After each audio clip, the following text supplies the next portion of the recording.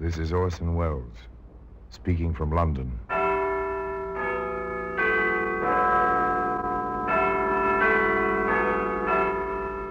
The Black Museum. Here, in the grim stone structure on the Thames, which houses Scotland Yard, is a warehouse of homicide. A warehouse where everyday objects, a woman's necklace, a pair of spectacles, an iron ladle, all are touched by murder.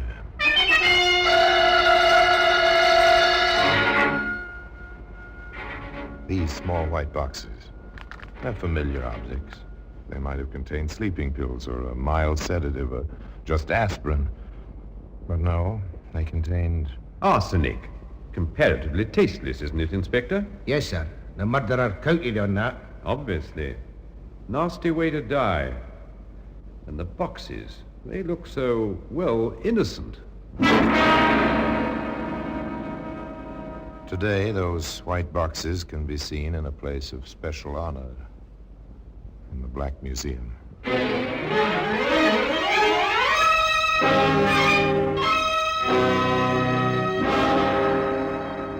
From the annals of the Criminal Investigation Department of the London Police, we bring you the dramatic stories of the crimes recorded by the objects in Scotland Yard's Gallery of Death, the Black Museum.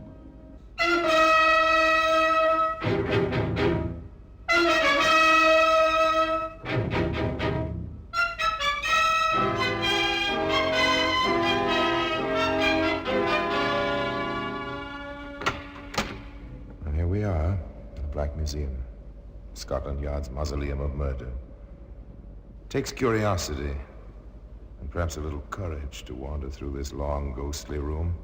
All around, arranged so very neatly, is the evidence of man's rages, of woman's cruelty, of the rogue beast who lies waiting just beneath the veneer of civilization, waiting to kill.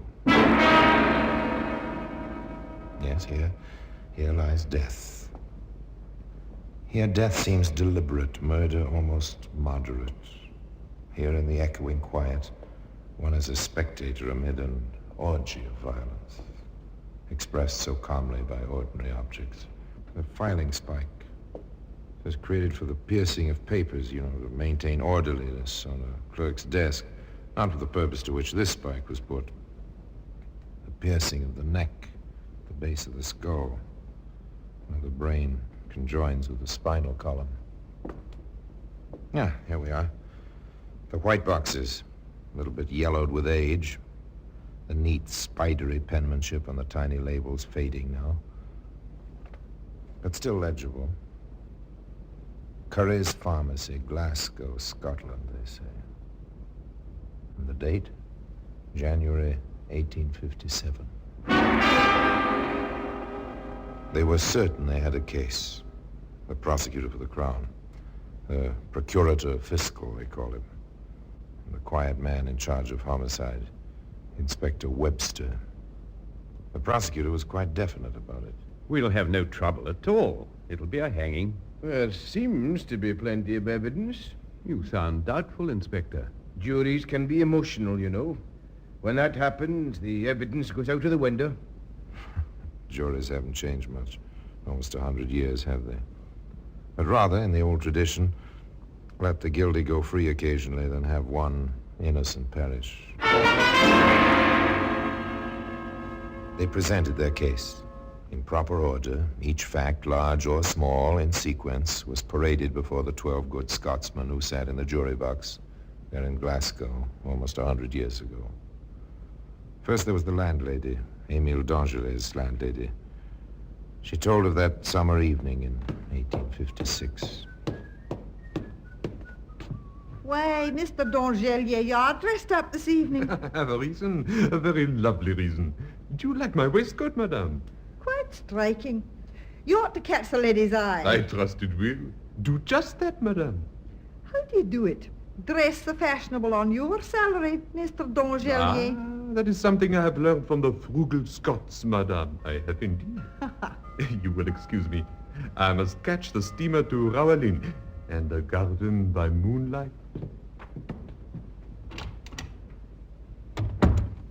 A happy little man, That summer's evening, Emile Dangelet, a happy, strutting little man in his new waistcoat, his well-pressed jacket, his smart hat, on the way to the quay to board the side-wheel steamer, he met his friend, Robert Dougal. Mr. Dougal was a witness, too. His story was just as simple. Emile, how are you? As if I needed to ask. You are the sport this evening. Thank you, Robert. You look well yourself. Don't tell me if you don't want to, but I'll wager you have a rendezvous. I do. And you know, you introduced us. With Madeline? Madeline Smith? No other, my friend. But the Smiths are at Roallen. Then you've met the family? Not yet, Robert, but very soon. Tonight, just Madeleine. How long after tonight shall I have to wait for the family to accept me?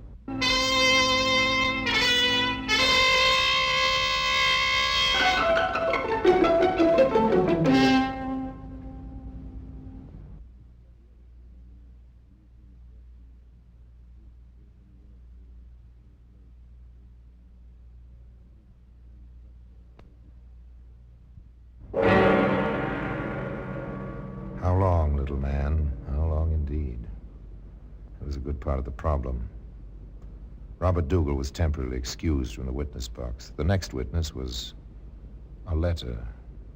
A letter which tried to recapture on paper the wonder of a summer night of young love. Oh, Emile. Oh, my darling. Madeleine, my love. Shh, whisper, sweet. They are not asleep yet. Can I whisper when my heart wishes to shout from the housetops? Emile, you're sweet. My darling, is this not a night for lovers? Come, darling. There is a quiet place, I know, where the moon will be reflected in the water, and no one will be near. Don't let the gate bang, darling. We don't want my father finding us now.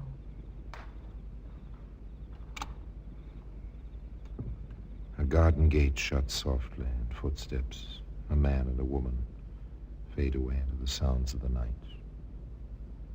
It would be nice if we could leave the story here, but we can't, nor could the prosecutor.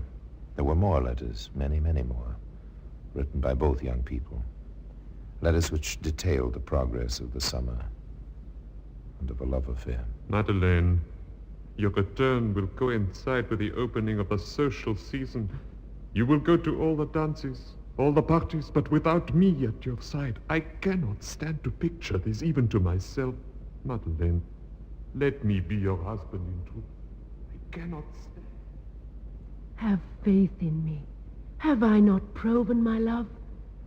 Oh, Emile, the tears which bathe this paper, they are tears of longing, longing to be with you. There was more, much more. It all seemed endless, eternal, like the love these two pledged each other. But August moved into September, and September into the fall. Presently, as the prosecutor didn't fail to point out, the social round swept over Glasgow and over the Smith family, of course. Madeline was caught in the whirl with her family. Here, Robert Dougal was recalled to the witness box. This part of his evidence, if evidence it was, held a touch of wistfulness, of pathos even. Do you think this is the proper place to stand, Robert? Not proper, but correct for our purpose. They'll have to pass this way. There's quite a crowd, is there not? The public dances of the Glasgow season are always crowded. They say more matches are made at these affairs. Do not say that, my friend. This is my great fear, that she will meet someone. But she loves you. What am I? A 10-shilling packing clerk. I am nothing. Our family do not even know I exist. Where are they? Has something happened? I must... He stood there, on the stairway leading to the ballroom, waiting so impatiently. The little man in the fancy waistcoat, beneath which was so much pride and so much love. And then, at long last, he saw her alight on her father's arm from their carriage, start up the stairway. She's a princess. Is she not, Robert? She's a very pretty girl. But then, I'm not in love with her. I will speak to her. No, you mustn't. Not here. Madeleine. Miss Smith. No, it would be unforgivable. Don't embarrass her like this. She passed within arm's length and seemed not to notice him, standing there waiting so eagerly for the acknowledgement which never came. Shortly afterwards, the two young men went into the ballroom themselves. Emile saw his Madeleine whirling in the waltz, heard her laughter. Why, Mr. Minnoch, I cannot allow you to speak to me like that. My father would consider... Robert, this is what I have nightmares over. Patience, Emil, patience. That is what she says. Patience, Emile, patience. She's going into the conservatory. Quick, Emil. Do I dare? What, didn't you see? She looked at you, pointed with her fan. Wait for me, Robert. With pleasure, my friend.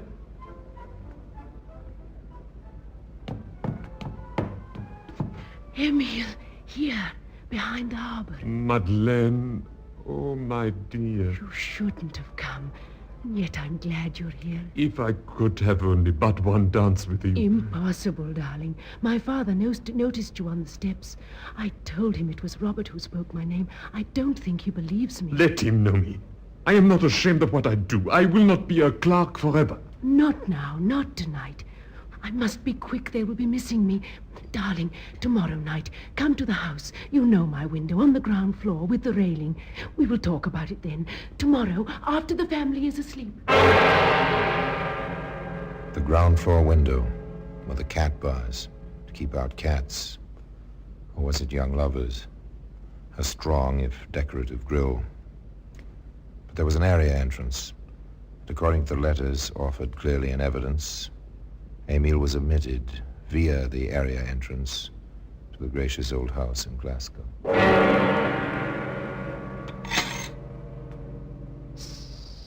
Madeleine. Oh, Madeleine. Quickly, darling. In here, my sitting room. Here we are. We must be very quiet. My elder sister is just above, and my father sleeps very lightly. Madeleine, when? When? I must await the proper moment. And in the meantime, must I come to the area entrance in the dark of night, sneaking like a thief? I did not steal your love. You gave it, darling. You gave it. What I gave, I can take back. No, you cannot. Oh, of course not, dear. And we must not quarrel either. Our summer was too lovely for us to spoil it now. I have made some tea, my dear. It must be cold outside. Shall we have tea together and pretend we are the happy married couple we want to be? Of course, darling. Of course, whatever you say. Only let us be It was a domestic scene. How the letters reveled in it. Charming, delightful. Two young people pretending marriage and staid middle age. And then, in due course and in proper chronological order, the prosecutor introduced Mr. Curry, owner and chief dispenser at Curry's Glasgow pharmacy. Yes, the defendant. It was the defendant there in the prisoner's box who bought the arsenic from me. I was told it was for the destruction of weeds and rats. The destruction of weeds and rats. Well, be that as it may, today those little white boxes can be found in the Black Museum.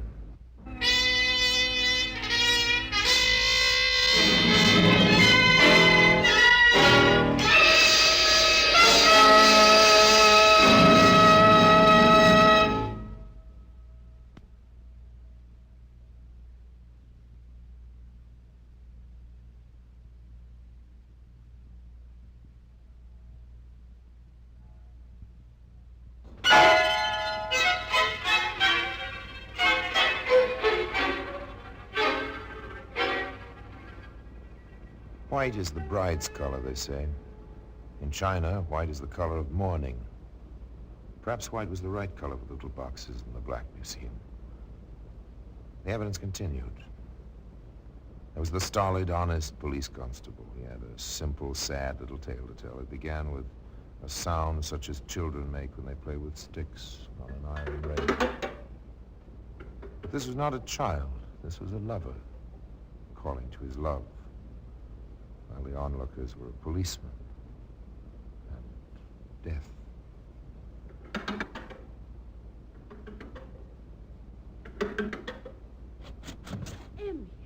For heaven's sake, you'll wake the family. I had to see you, darling. I had to. I told you, Emil, I could not see you tonight. Why? Was he here again? Was who here again? You know whom I mean. That Minnock. Since you mentioned it, yes, he was. So you could not see me. We must be discreet, darling. It's perfect camouflage. Father likes Mr. Minnock. As long as Father thinks I pay attention to Mr. Minnock, he will not suspect that I am in love with anyone else. Are you in love with me, Madeleine? Emil, how can you ask that? Forgive me. Forgive me, my darling.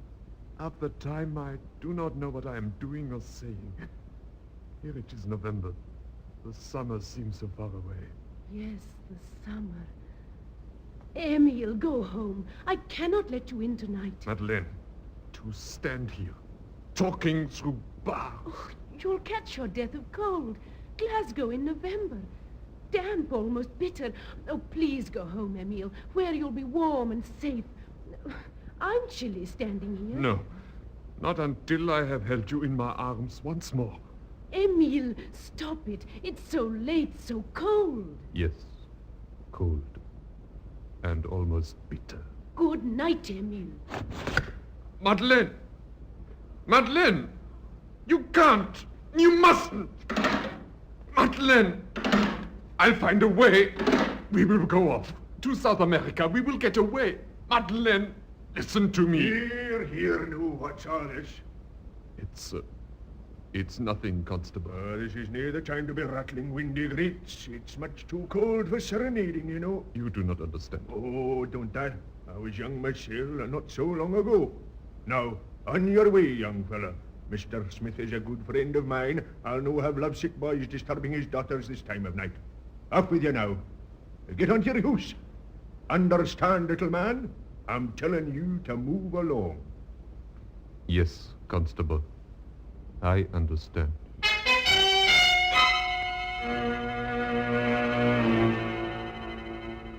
But did he understand? Did Emile Dangelet understand that this was the beginning of the end? That the summer was over forever? Perhaps. Perhaps not. Perhaps he wouldn't let himself understand. However, this is all conjecture. The prosecutor was concerned with facts in their proper order. And so his next piece of evidence was a letter. In view of what appears to be the termination of our affair of the heart, will you be gentleman enough to return my letters to me at once, together with my portrait? I flatter myself that you have not destroyed either my picture or the missives I sent you while we felt more tenderly towards each other. There was no answer. Madeline tried another approach. Once we meant something to each other. I trust those moments are not unhappy memories. If they are happy at all, will you honor their memory by returning my letters and the miniature I gave you? Still no answer. Emile brooded in his room, on his job. And then suddenly there was a change. The prosecutor brought this to the attention of the jury by recalling Emile's landlady to the witness box. She told an interesting story. Well, Mr. Dangelier, you haven't stopped at my pier glass in a long time. I have had no reason to until tonight. Oh, a lady? Yes, a lady. With a warm heart from your smile. With a warmer heart than she has shown in some time. I see. You're a faithful person, aren't you? I have always hoped I could be. You're not looking very well. I expect to see you improve in health, Mr. Dangelier, as you improve the problems of your heart. Thank you, madame. Thank you from the bottom of my heart. If you will excuse me, I must not be late tonight. I must not be late tonight, he said. Yes, tonight of all nights, he must not be late.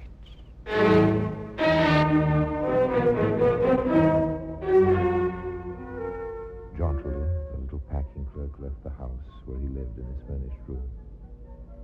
There was no record, no witness, the prosecutor admitted, of what went on that night between the jaunty Emile and the beautiful Madeline. But the landlady had more to say, and what she had to add was a tale which was neither jaunty nor beautiful.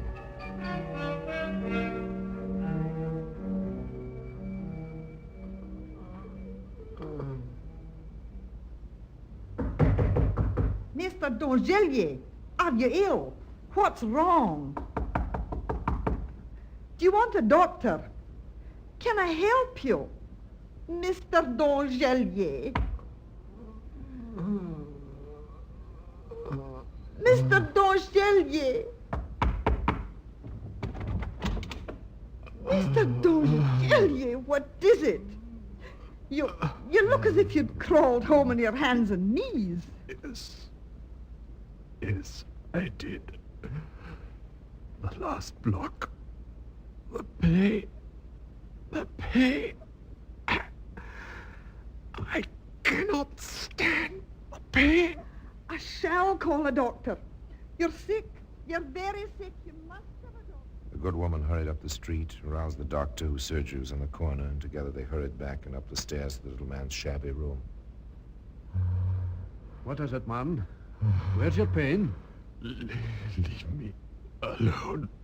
I want to die. Good heavens, Mr. Dongelier. You will die unless you help me yourself. Madam, have you any mustard in the house? Mustard? Whatever for? An emetic. This man has been poisoned. Quickly now. Oh, yes, of course. I must have some somewhere. They did their best, the doctor and the landlady, but their best was to no avail. He's gone. A bad end. My guess is arsenic. It'll take an autopsy to find out for certain. However, now it's the turn of the police. The police, in the person of Inspector Webster, gave testimony at the trial. Inspector, tell the jury what the medical stated. Death caused by a large quantity of arsenic taken by mouth, probably in tea. And what did you find in a small wooden chest in the victim's room, Inspector? A packet of letters in perfect chronological order from the prisoner to the deceased. Thank you, Inspector. One thing more. Did you arrest the prisoner? I did. Did you warn her that anything she might say could be used in evidence against her? I did. And what did she say? Too bad. He was a nice little man. If he hadn't been so persistent, I might have liked him better. Thank you again, Inspector. There was more, a little more. Mr. Curry, the pharmacist, was called back to the witness box. How many times did the defendant come to your shop, sir? 3 times. Each time she bought 6 pennyworth of arsenic. And what reasons did she give for these purchases? First it was killing weeds in the back garden. Then it was rats at the Smith's country place. And finally, rats at their city house. Did anyone else connected with the defendant ever stop in your shop? A servant. One of the men servants from the Smith's house. He asked for prussic acid to whiten the defendant's hands, he said. I told him nice young ladies shouldn't have poison like that around. I refused to sell it to him. She came for the arsenic herself about 2 weeks later. The defense made 2 points: the sweetness and the excellent background of the prisoner. The fact that no one found any evidence that the poison had been administered by the prisoner. No one saw her do it, was the claim. The judge made the usual charge. The jury retired. They returned to a tense courtroom. Madeline Smith rose at the court's command and faced the jury. The foreman spoke briefly and to the point. We find the case for the Crown not proven. Our verdict is not guilty.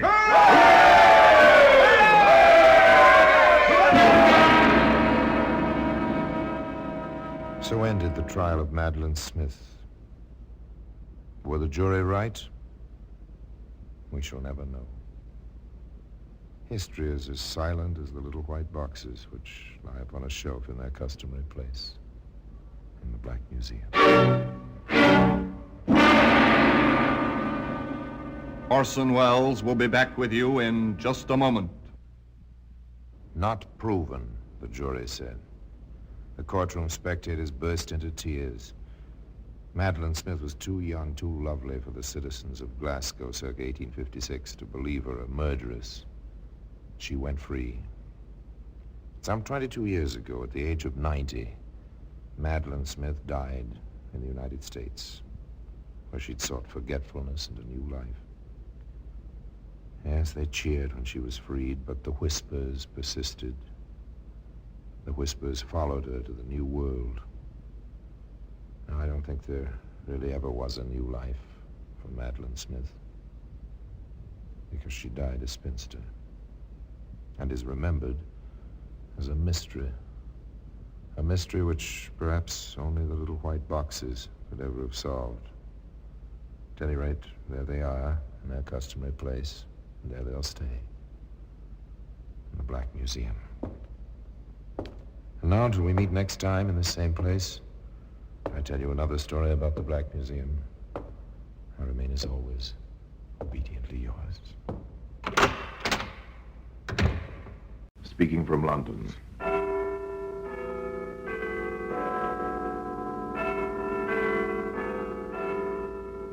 From the Black Museum, a repository of death. Here in the grim stone structure on the Thames which houses Scotland Yard is a warehouse of homicide, where everyday objects, a piece of carbon paper, a tin ashtray, a broken teacup, all are touched by murder.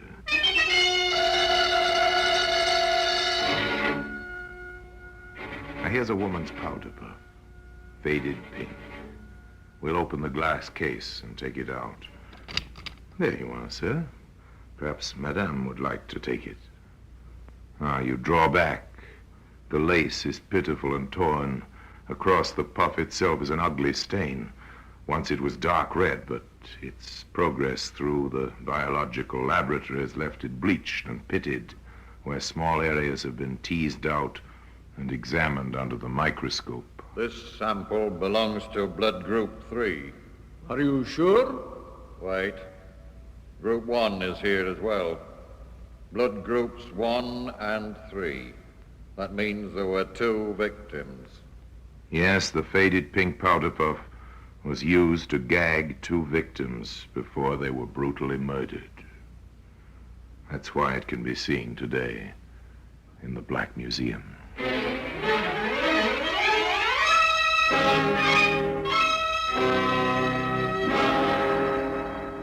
From the annals of the Criminal Investigation Department of the London Police, we bring you the dramatic stories of the crimes recorded by the objects in Scotland Yard's Gallery of Death, the Black Museum.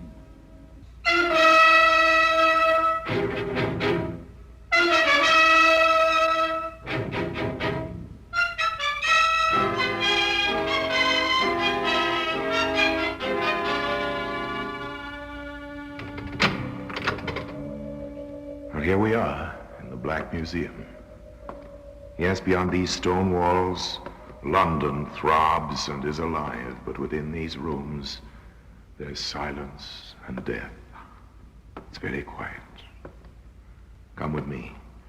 Under the frieze of death masks, the masks of criminals of bygone days, suspended grimly under the ceiling, we pass slowly along the rows of murder exhibits, not always frightening in themselves, but terrifying when considered in relation to their history. There, a matchbox. Here's a nail file. Each exhibit marked with the names of the killer and the victim. But our objective now is the powder puff. As it lies on the palm of my hand, let's turn back the clock and meet the man who used it for a grim purpose. His name, Richard William Hyson. The time, dawn on the morning of Friday, October the 18th, 1946. The place, Pentonville Prison. This is it boys? Take it easy, Hyson. You've got about a couple of hours. Give me a cigarette. Oh, thanks. You're too kind. This is 20 days we've had in here, isn't it? Yes, 20 days. You won't forget me, will you? No, we won't forget you. Before I go, you must remind me to compliment the management. The food's been excellent. I can thoroughly recommend it to future guests. I've only one complaint. What's that, Hyson? The execution shed is too close. I'm sure I could hear the hangman practicing with a sandbag last night. Nonsense. Here, have a wash. After I've finished my cigarette. All right. No hurry. No hurry. 2 hours to go. 2 hours in which to reminisce. I think I was right not to see my mother and father. They wanted to see you. Well, that's because they remembered me as I was. Big, blonde, and handsome. But they never really knew me. I nearly killed a girl when I was 16. Did you? Yes. It was at a kid's party. After playing Postman's Knock, we got tired of that. And I suggested we should play... The popular parlor game of murder. Somebody commits a crime in the dark, and the rest of the party are supposed to discover the culprit. Young Richard Hyson entered into the spirit of the thing with zest. Jean, you come with me. All right, Dick. Let's go upstairs. What shall we do? Oh, never mind. I'll tell you. Let's go up while nobody's looking. Come on. Here's a box room. Let's go in. No, I'd rather not. Let's hide here. In you come. No, Dick. Don't be afraid. It's only a game. I'm putting this handkerchief in your mouth. Oh, let me go. Now I'm squeezing your throat. Shut up! Jean, where are you? Oh, there you are. Why, Dick. Jean, what's happened? Oh, he's killed her.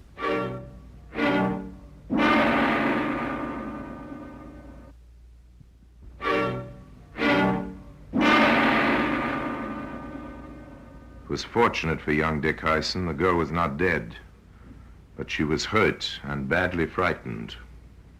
The warders in the death cell listened to Hyson's prelude to murder in silence, but perhaps their eyes betrayed their emotions. You're shocked, aren't you? Oh, give me the towel, will you? Oh, thank you so much. You make a good batman. Have you been in the services?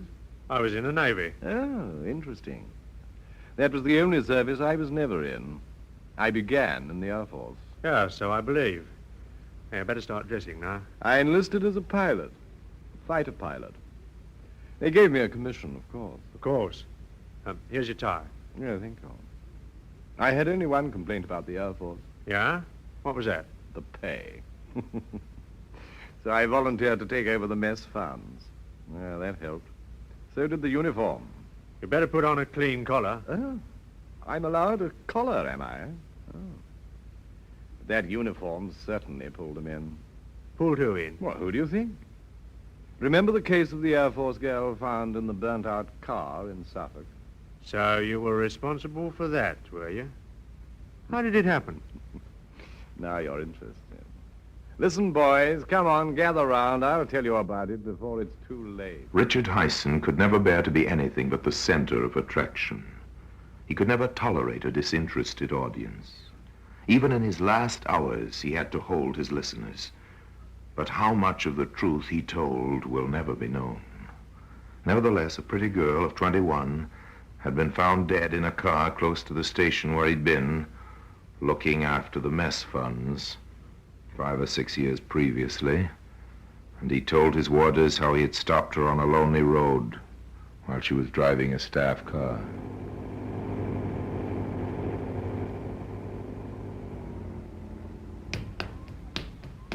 Hello there. Want a lift? Oh, that's very nice of you. I'm going into Ipswich. Oh, so am I. Jump in.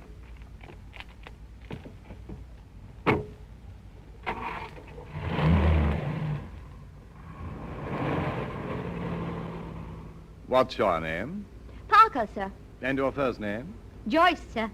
I'm Richard Hyson, and you can call me Dick. And drop the sir. Yeah, I think I've met you before. Oh, I've seen you, too. At the commandant. Yes, it might have Well, it been. was. I've been thinking about you ever since, Joyce. Oh, I don't believe a word of it, Mr. Hyson. Dick. Look out. Watch that bend. Oh, I'm sorry. Oh, never mind, sweetheart. I've got nerves of steel. But I'd be happier if you let me take over. Yes, perhaps it would be a good idea. Thanks. Oh, don't bother to get out. I'll get out my side.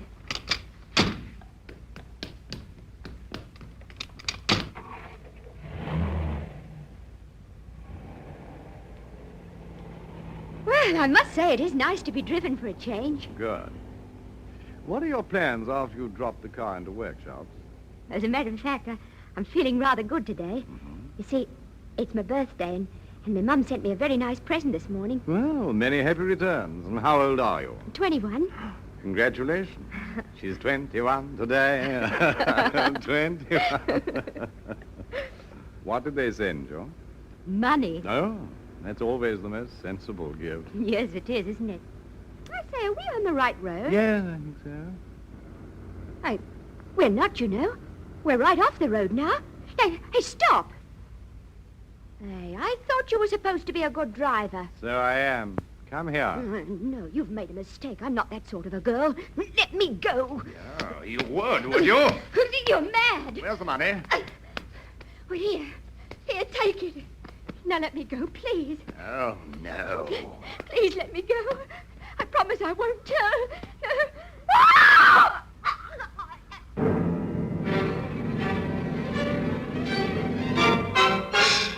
Hyson had no intention of giving his unfortunate victim the opportunity to tell. He had exceptionally large, powerful hands, his fingers being an inch across the joints. There is no doubt that poor Joyce Parker was helpless in his grip. And when it was all over, he put her behind the steering wheel, started the car, and set fire to it. When the flames had a hold, he jumped off the running board from where he'd been steering, and the blazing car, together with its pathetic little passenger, plunged on until it crashed over the edge of a gravel pit.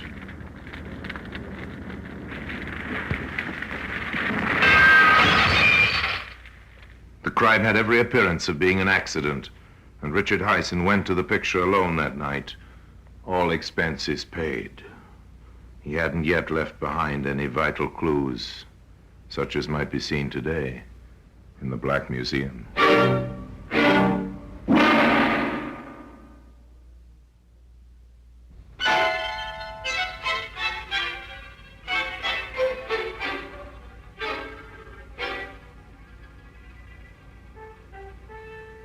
We returned to number 2 death cell in Pentonville Prison. I was cashiered from the Air Force quite soon, and they found out about the mess accounts. So I joined the Army as Paul Colton. Yes, we know about that. I built up a new history for myself, and being a pretty useful type, I got a commission. That was in the early days of the war. Yes. I probably wouldn't have got a commission later on. They started going into too much detail. How long did you keep the Army commission? About a year. I lost it in the Middle East. That was really rather amusing. I was visiting the mess at HQ when I heard the general talking about selling his car before he was posted to a new command. That gave me an idea.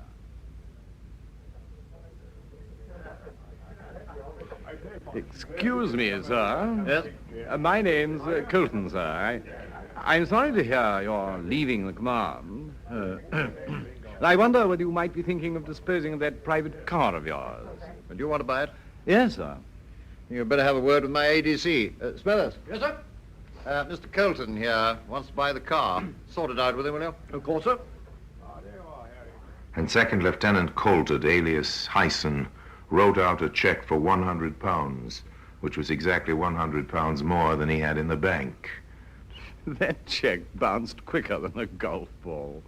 But I'd sold the old man's car even quicker and spent what I got for it. So, bang went commission number 2, Yes, they cashiered me. Which I told them I thought was rather hard on a first offender. First offender? Well, in the Army, yes. But instead of coming home, I dropped off the ship in South Africa. I joined the Army there. And believe me, it wasn't long before I got myself posted to England. That meant London for me. And those certainly were the days.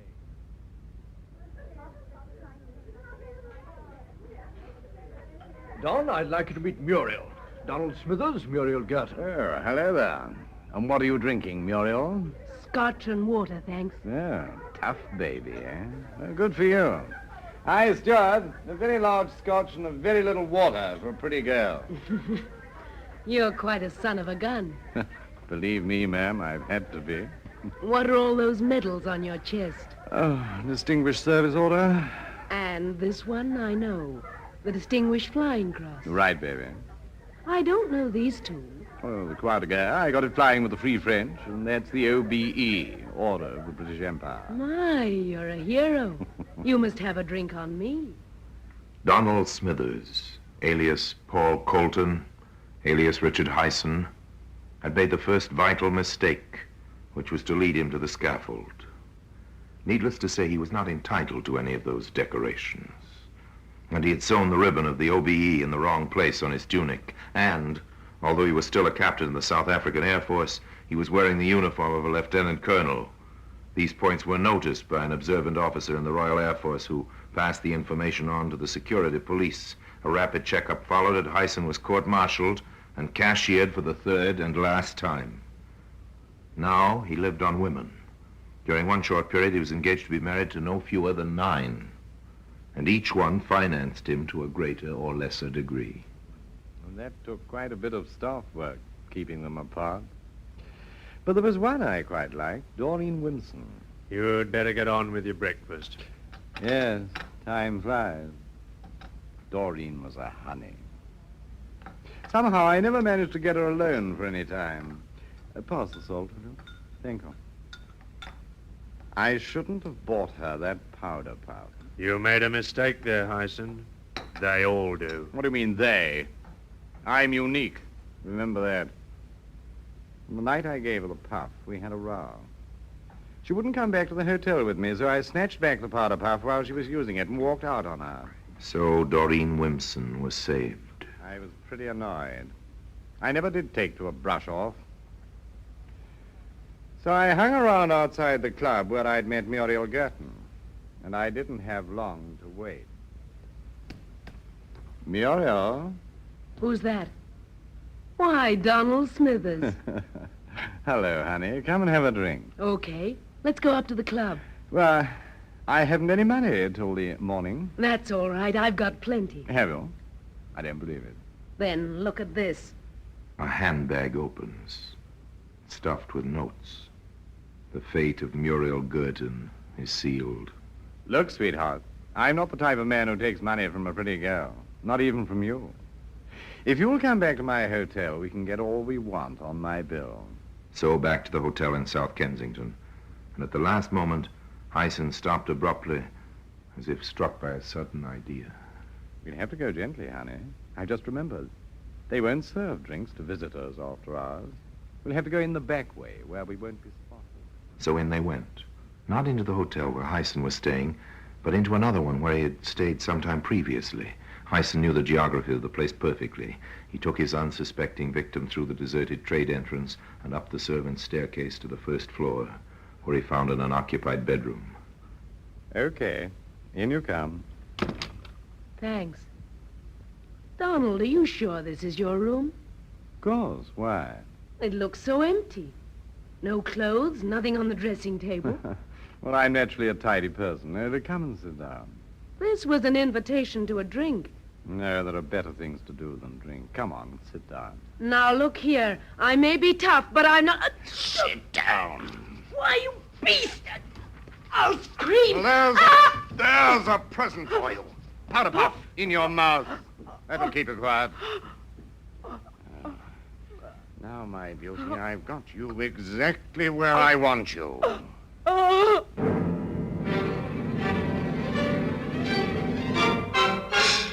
Again, those big, strong hands did their dreadful work. And when it was all over, Hyson removed the improvised gag from his victim's mouth, took her money, and returned unseen to his own hotel, where the chambermaid awoke him from a sound sleep at 8 o'clock the following morning. Morning, sir. Not a very cheerful one, I'm afraid. I'll pull back the curtains. Oh, it's pouring outside, and nasty and cold. Now drink your tea while it's hot. And here's your newspapers. Huh? Oh, the papers, yes. Oh, thanks. Thanks very much. Not at all.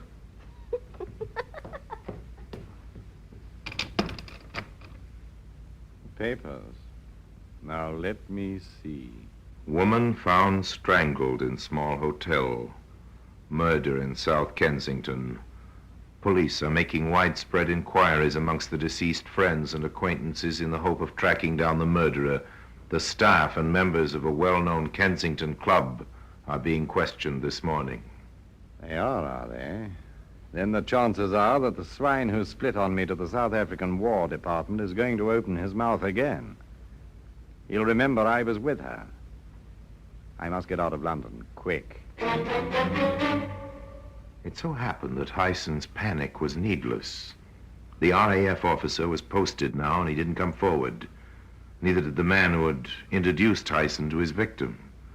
But the scientists at Scotland Yard were becoming interested in traces of pink wool, which they found in the dead woman's mouth. There's no doubt we've got particles of face powder on this fragment. So the murderer must have gagged her with a powder puff of all things. But her own powder puff, which is white, was still in her handbag. That means the puff which was used by the murderer was taken away by him. The fibers are quite new. There's no dust on them, and the powder hasn't had time to get into the material. Ah, there's a thread of lace here, too. We'd better let the superintendent know right away. Superintendent Brandruth of Scotland Yard was then faced with the tremendous task of trying to trace an unknown man who might have bought a pink powder puff with lace trimmings. The information and the request for assistance was published in newspapers throughout the country, and Hyson read about it in the seaside town of Eastbourne. For the first time in his life, Richard Hyson panicked. In a split second, he saw the net closing in. He reasoned that Doreen Wimpson, the girl he'd bought the powder puff for, would very soon tell the police. If he was caught, he must plead insanity. To establish insanity, he must commit another murder. And this time, there must be no motive. So that night, in a deserted street on the outskirts of the town, he waited for an unknown victim. It was dark. The few houses were scattered well back from the road. For nearly an hour, nothing stirred, while murder waited to strike in the shadows. Go back, little girl, go back, go back. No, she must come on. He's waiting with those big, strong hands, tense and ready.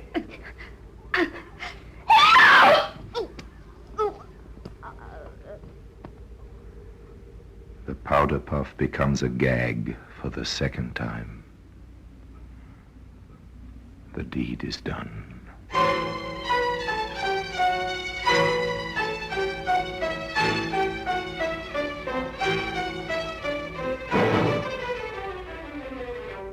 I might have got away with a lot if Doreen Wimpson hadn't remembered the powder puff. She identified it, didn't she? Yes, I knew she'd get me.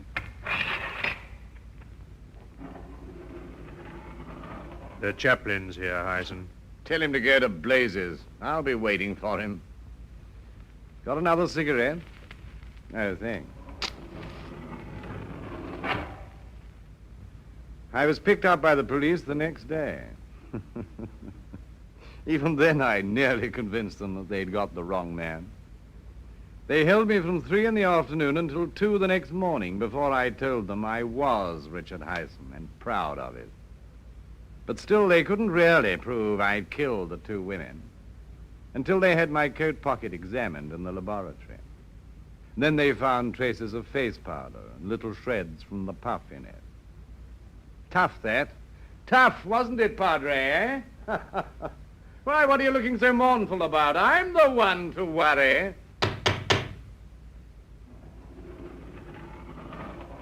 Ah, so the hangman's here at last.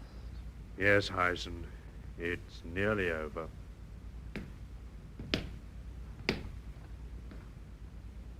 Well, if nobody's going to say anything, I will. Come on, boys, get the straps on and let's get going. And so Richard Hyson is led to his appointed place on the trapdoors of the scaffold. A white bag is slipped over his head. The rope lodges under his chin. And while the chaplain intones the service of the dead, the trapdoors open and Hyson goes fluttering down into the dark cavity below. Justice has been achieved. And all because of the faded pink powder puff which can be seen now in the Black Museum. Orson Welles will be back with you in just a moment. Hyson loved the limelight, and he was nothing if not bold. He did serve in the Army and the Air Force, but his decorations and his tales of gallantry and action were all lies. He lived on lies, forever hoping that they would never catch up with him. But one by one, they did. And with them came the evidence. From the bad check he gave to the general in the Middle East, to the pink powder puff he gave to the one girl he admired in London. He hoped, of course, that the world would believe him to be insane. That would have spared him the final horror of the scaffold, and he might have been alive today in the grim fastnesses of Broadmoor, the criminal asylum. Was he mad? Well, you've heard the story. So another chapter of murder is closed, and the little pink powder puff, faded now, has its place in criminal history. And now, until we meet next time in the same place, I tell you another story about the Black Museum. I remain, as always, obediently yours.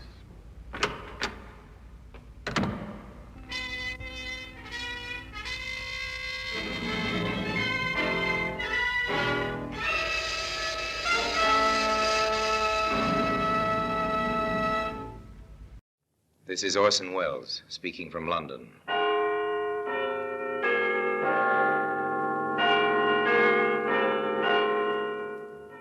The Black Museum, a repository of crime, of death by violence. Here in the bleak stone structure which is Scotland Yard, there is a warehouse of souvenirs, where ordinary objects, a briar root pipe, a dingy white glove, a lump of twisted sealing wax, all have a history of murder.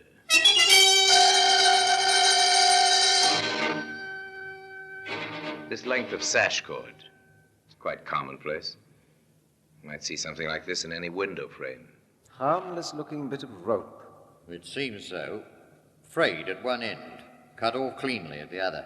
Just the right length to hook around a man's neck and twist. Today, that bit of sash cord can be seen in the Black Museum.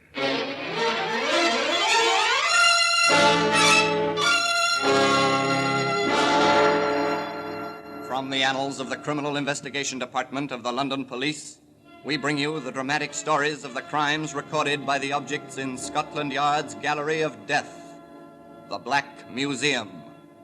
In just a moment, you will hear The Black Museum, starring Orson Welles.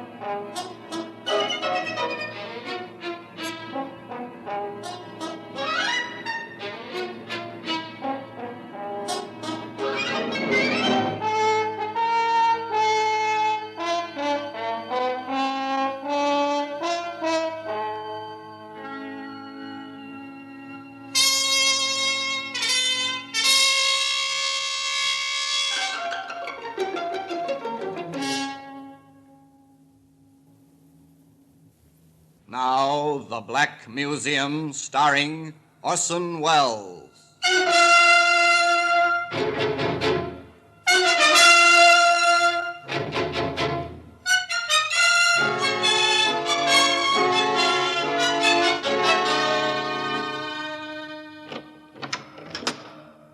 Here we are in the Black Museum. Scotland Yard's Museum of Murder. Outside these walls of blackened brick and slate is London, where since daybreak the river has borne an endless burden of traffic. On fog-shrouded bridges and in narrow streets, tens of thousands of pedestrians have jostled one another, all very much alive. But here, within this room, the connoisseurs of crime may see recorded for posterity in cabinets, in wooden trays, in jars, carefully labeled and preserved, the evidence of vindictive death. This sash cord, short piece of rope, grimy, frayed at one end, not remarkable in itself, yet it came from the stage of a famous theater in the city of Brighton, where Octavia Kenmore, actress-manager, was concluding her annual engagement. The alley of that theater was like any other, a corridor of darkness between the street and the stage door. And one September evening, a man came running out of the shadows, startling the doorkeeper who sat dozing in his chair. Mr. Carter, what's the trouble, sir? You'll find out soon enough.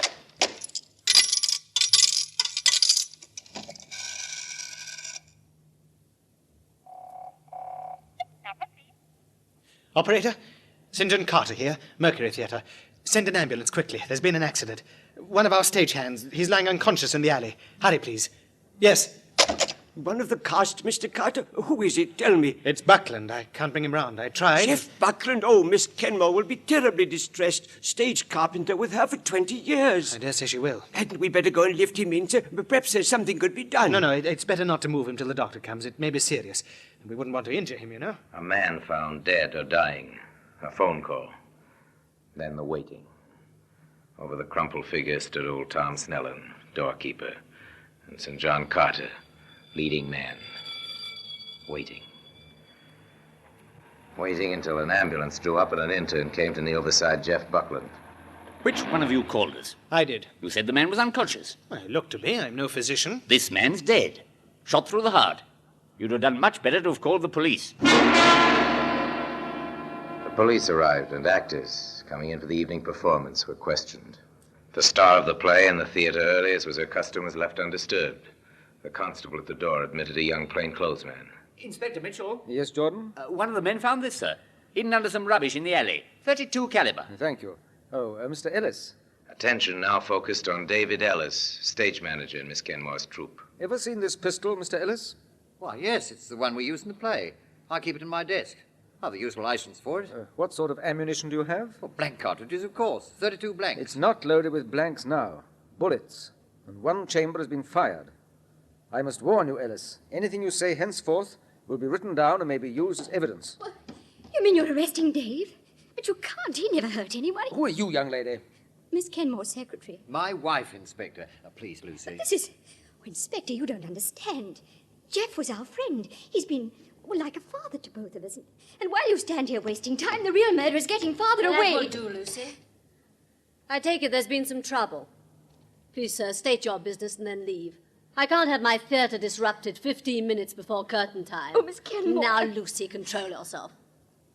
Will someone be good enough to tell me what has happened? Certainly, Miss Kenmore. I had hoped it wouldn't be necessary to disturb you just at present. But one of your stagehands, Mr. Buckland, was found this evening outside... Octavia Kenmore, distinguished actress-manager, darling of the provinces, equally adept at comedy or tragedy. Of course, I'm gravely shocked. Poor Mr. Buckland. A good and faithful servant, Inspector. Oh, but it is preposterous of you to suspect Mr. Ellis. My stage managers never kill people. In any case, I can't spare him. We ring up in 10 minutes exactly. I'm extremely sorry, Miss Kenmore, but Ellis is a material witness. He must come to the station house for further questioning. It was his pistol It was my pistol. I own all the props used in my The plays. license is in his name. Legally, he is the owner. Then I demand that you release him in my personal recognizance. I'd like to do that, ma'am, but unfortunately your entire company is under surveillance and is only permitted to perform tonight. Ellis, you must come with me. Very well. Go with them, David. Lucy and I will be down to see you. And the inspector, as soon as we possibly can. Thank you, Miss Kenmore. The police left the theater, except for certain constables on duty at the door. And in her dressing room, Octavia Kenmore made ready. Lucy, my child. Ah, me. How weak a thing the heart of woman is. Don't be downcast. Oh, how can I help it, Miss Kenmore? With David in prison. Nonsense. He's only detained for questioning. He isn't charged with any crime. I'm thinking of Geoffrey Buckland, an excellent good man, and the best stage carpenter there was in England. Was he married? His family's in Manchester. I'll have to telephone them immediately after the performance. What? You really mean you're going on? Certainly I am. And you will do Davy's job tonight. What? Me? Run the show? Why not? You've seen Davy do it often enough. And work is what you need. There's no time to think. Now, quickly now. Check the stage for the first scene and while I repair my makeup. Go, my child. The play went smoothly. The curtain rose and fell as the actors took their calls. Lucy Ellis, listening to the applause, realized suddenly she was quite calm and self-possessed. But her composure was nothing to that of Octavia Kenmore. She descended on the police station not many minutes later. Ah, Miss Kenmore and Mrs. Ellis. Come in, won't you? I am in, Inspector. Now, I expect a full explanation of what you have accomplished by imprisoning my employee these past 2 hours. Please sit down, ladies. There's plenty of time. Is there? I expect to leave Brighton tomorrow night, taking my stage manager with me. Is he all right, Inspector? He's not in chains or even in a dungeon, Mrs. Ellis. In fact, he's quite comfortable. Oh, thank heavens for that. If you will both be seated, madam. Since you insist. Thank you, Inspector. Well, have you nothing to tell us about this case? I'm waiting at the moment for our pathologist's report. Of course. Your autopsy, is it not? Yes, routine police procedure. Well, the man's been shot. That was quite obvious. The bullet is important, particularly in court, to establish the actual weapon. It seemed to me the hand that fired the weapon is a more important consideration. Eventually, Miss Kenmore, and inevitably, I trust, we'd like to know more about Buckland's background, his habits. Did he drink, for example? Despite the general opinion, there are many in the theatrical profession who are not addicted to alcohol, Inspector. Mr. Buckland was a decent man. Octavia Kenmore told the truth about the murdered man, a non-drinker, except for an occasional pint of bitter after the show, a devoted family man in an occupation where family relationships are often difficult to maintain. There was nothing to indicate a motive for murder. In all the years with me, I have never known him to miss a single performance. He was a craftsman who could rig and handle any production, heavy or light. With him on the job, my stage managers had an easy time of it. Everyone liked him. His only fault, perhaps, was that he was too loyal to me. We're not being much help to you, are we, Inspector? Oh, yes. You've helped to fill in the picture. I've learned a lot. Well, what have you learned? 2 important things, Miss Kenmore. First, that Buckland was not a man who made enemies. All my reports bear this out. And also, that he was extremely devoted to you. You think that's significant? Extremely. You keep a close rein in your company. You should know of any jealousies or quarrels that occurred. I'd know about them, yes. I'm sure of that. You're not the person to tolerate friction or even bad habits in members of your troupe. Come in. Pathology report, Inspector. I knew you wanted right away. Thank you, yes. Well, this is interesting. Why wasn't I told of this before? You know what they're like in the lab, Inspector. They wanted to be sure. Absolutely sure. I see. Miss Kenmore, can you think of a reason why anyone should want to shoot a dead man? Well, hardly. A useless procedure. It seems so. Instead, it happened. Apparently, Buckland was dead of strangulation before he was shot. Today, the instrument of that murder, a piece of sash cord, can be found in the Black Museum. In just a moment, we will continue with The Black Museum, starring Orson Welles.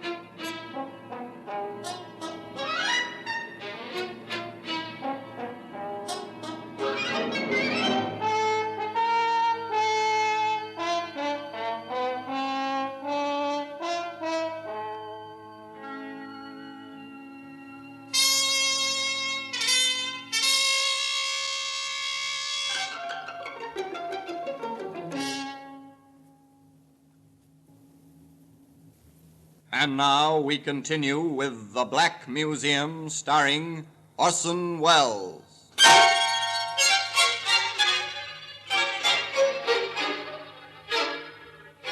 It was a good question. Inspector Mitchell repeated it. Can you think of a reason why anyone should want to shoot a dead man? An interesting problem, is it not? The medical report is very definite. Buckland was strangled with a thin piece of rope. Because he wore a scarf about his neck, the marks weren't noticed till they brought him to the lab.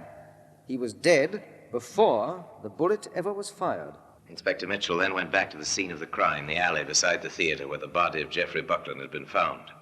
And with him, at her own insistence, went Octavia Kenmore. What are they looking for, Miss Kenmore? The thin piece of rope, of course. They'll never find it. If the murderer had an ounce of brains, he'll have taken it with him. Oh, it's strange. I don't suppose this alley ever had so much light turned onto it before. It was strange. Men searching every cranny, their flashlights pointing and probing, picking out grillwork balconies, iron ladders and fire escapes thick with rust. The men themselves silhouetted against the light. Oh, Miss Kenmore? Yes? We found this, caught up in that balustrade. I think it's the weapon. Our lab can tell us definitely, of course. I see. A piece of lash line. What's that? Lash line, did you say? Yes, it's the sort of rope we use backstage to lash the scenery together. Much the same as ordinary clothesline? Or sash cord, yes. Would you be able to identify it as belonging to your stage equipment? Oh, that's hard to say. Miss Kenmore, Inspector. Yes, Lucy? One of the stagehands reported to me tonight. They'd had trouble with one of the sets. The line was too short to make it fast. Could you locate that piece of scenery, Mrs. Ellis? I think so. I told him to leave it on top of the stack so that we could replace it in the morning. Well, let's go on stage then, shall we? Do you know, Miss Kenmore, as a youth, I was strongly attracted to the theatre. Were you indeed, Inspector Mitchell?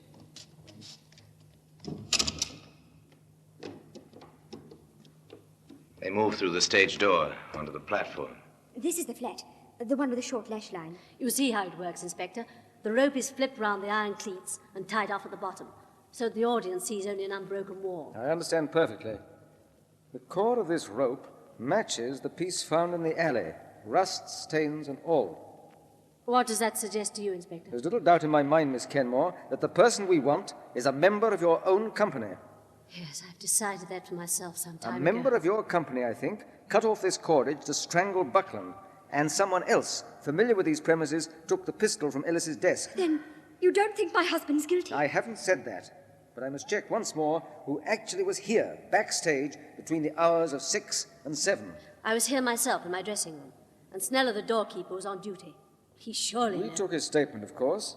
He seemed a bit evasive now that I think of it. I won't hear a word against him. Sneller's perfectly honest. I take an oath on it. Is he? A remarkably sound sleeper all the same? What do you mean? The extraordinary thing about his story, he claims to have been dozing in his chair. He didn't wake even when a pistol was fired not 30 feet away. I think perhaps I'd better go and visit him. Then I'll come No, too. Miss Kenmore, not this trip. Investigations of this kind are sometimes dangerous. The old man lived close by the theater. 4 flights of well-worn steps led to an attic door. What do you want? What is it? You're Mr. Snellen? I am. We're the police. My name is Mitchell, C.I.D. Should I show you my credentials? No, I recognize you, sir. Come inside. John Snellen had no need to be afraid, but it was his nature to be timid. Merely an old man who wanted to avoid trouble. Sometimes when arguments occurred, it was his habit to pretend to be asleep in his cubbyhole behind the stage door. You expect me to believe that when a pistol was fired close by you, you didn't even hear it? I can't rightly say this. There's heavy traffic in the street that time of night, you know. If I did hear a noise, I must have took it for a passing car. Yes, I'll admit that's a likely explanation. Perhaps I ought to. Yes, what is it? If there's something you haven't told us, I advise you to come out with it. What had he seen and heard? A trifle. But possibly a trifle of importance. Almost enough to send a man to the gallows. I know I should have spoke of it before, sir, but, well, it was a little before 7 o'clock, and Mr. Buckland was inside near his toolbox, talking to this flashy-dressed young fella, and Mr. St. John Carter, he was there too, just standing by, so to speak. Could you hear what they were saying? No bookmaking in this house. That was what Buckland said. Miss Kenmore won't stand for it. She's strict about such things. Yes, sir. Everyone knows that. Miss Kenmore won't have gambling in her company. An actor would get himself discharged if she caught him betting the horses or some such thing. What else did Buckland say? Well, he warned the fellow he'd go straight to Miss Kenmore. Said how this man had been following the company all along the tour, and Carter and some of the others had been betting with him. But that was all. 3 of them went out together, still talking. And that was the last you saw of him alive? Yes, sir, it was. And Mr. Carter, sir, it struck me at the time. He came back a little later. Went up to his dressing room, I guess, and then went right out again. But he seemed so cheerful and high-spirited. I thought the gentlemen must have settled their differences all right. Carter didn't come back again till he found Buckland's body and called the ambulance. That's right, sir. It begins to make sense, Inspector. Begins to, yes. But why the stage manager's gun? And why shoot a dead man? Why?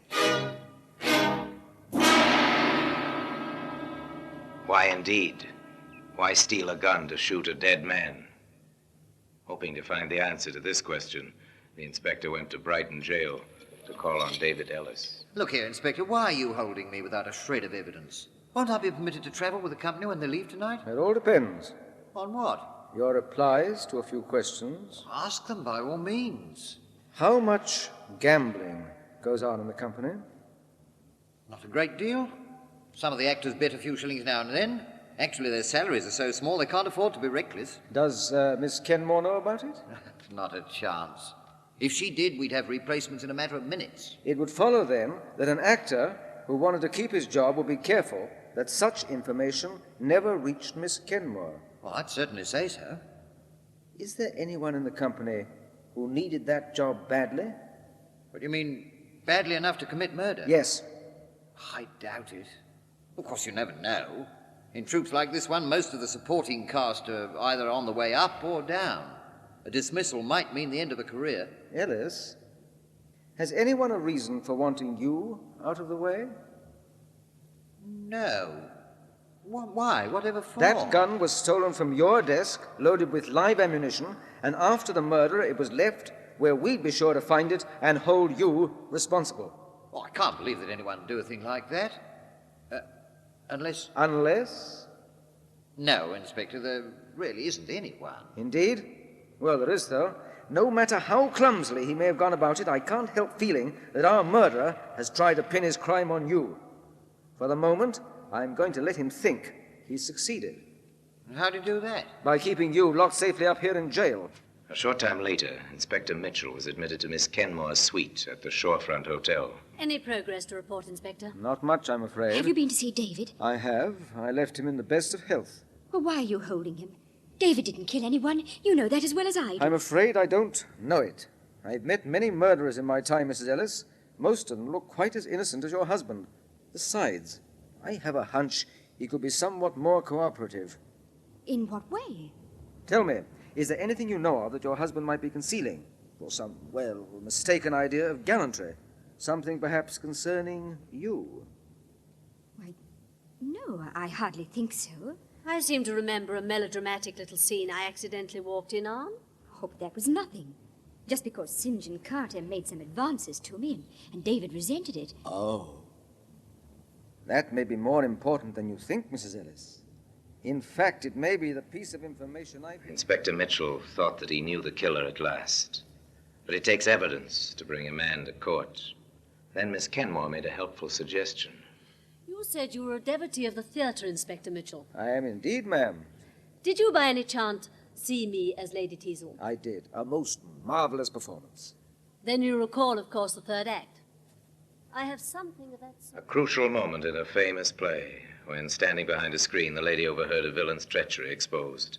Such a dramatic device as might be used effectively offstage as well as on. At the theater before the matinee, the acting out began. Oh, St. John, may I see you a minute? Of course, Lucy, my dear. Not given up hope for Dave, I trust? No, not at all. That's the proper spirit. Still, I understand we're leaving Brighton without him. Please, I'd rather not discuss it. Perhaps in his absence you won't mind so much my paying you little attentions. Like the old days, eh? St. John, Miss Kenmore's waiting. She wants to see you at once. Really? The great Miss Kenmore? That sounds ominous. It is. She's breathing fire and brimstone. Is she? And it so happens I come from a long line of fire-eaters. Lead the way, my girl. Octavia Kenmore was seated at her makeup table. Behind her, the tiny dressing room was crowded with trunks and props and costumes. In an alcove, hardly noticed, there stood a screen. Here he is, Miss Kenmore. So I can see, yes. Hello, what's the long face about? Nothing to do with me, I'm sure. You've been placing bets on the races, Mr. Carter. Oh? Therefore, I'm compelled to dispense with your services. Here's your check and return fare to London. Your understudy will replace you at the matinee. See here, you can't do this. I have a contract. This check covers the terms of your contract. Miss Kenmore, whoever told you this was lying? A man in danger of his life seldom lies. If Ellis made this accusation... No, David. Your friend. Your flashily dressed friend who admits to bookmaking. And may shortly admit to murder. Oh, so Morgan has squealed, has he? If that's the word, yes. I gather is ready to implicate you. He'll try. That kind always does. He did the killing. He can't drag me into I'm this. afraid you're already implicated quite seriously, Mr. Carter, and by your own words and actions. Oh, well, Inspector Mitchell, isn't it? What sort of game is this? The glorious game of play acting. Congratulations, Miss Kenmore. A very successful little playlet. You haven't got anything you can prove. No use bluffing. You took the pistol, didn't you, from Ellis's desk and shot Buckland with it? I didn't kill him. He was dead before. You are under arrest, Mr. Carter, and charged with willful murder. It wasn't me, I tell you. Morgan choked him with that bit of rope when Buckland threatened him with the police. Morgan had no license and a previous record, too. It would have been jail for him. He did it, and after that Yes, you thought quickly. You tried to take advantage of the situation to frame Ellis so that the field would be clear with his wife. No. No, Carter, you may not have killed anyone, but you are an accessory after the fact, and you did put a bullet through a man's heart. A delicate question for the jury to decide, but I predict you'll pay the penalty. Come along now, and come quietly. Today, that piece of sash cord, properly marked and ticketed, lies in a glass case in the Black Museum. Orson Welles will be back with you in just a moment.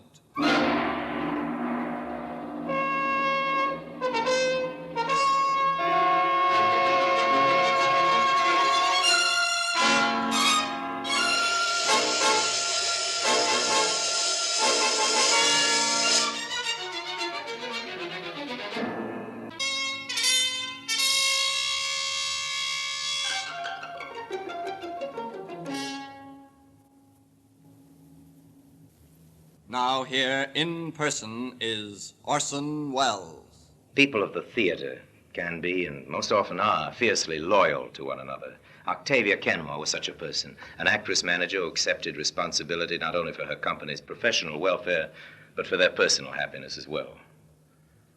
St. John Carter was an exception to the rule. But then his career had an exceptional ending, taking his final bow as he did on a platform 13 steps high at 8 o'clock one winter evening. Well, the murder weapon is on exhibit for all to admire in the famous room at Scotland Yard. And now, until we meet here again for another story from the Black Museum, I remain, as always, obediently yours.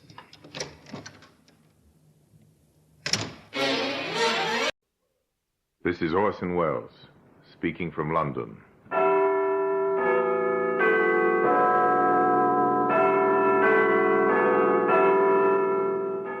The Black Museum. A museum of death. Yes, here in the grim stone structure on the Thames which houses Scotland Yard is a warehouse of homicide, where everyday objects, a fountain pen, a cufflink, a high-heeled shoe, all are touched by murder.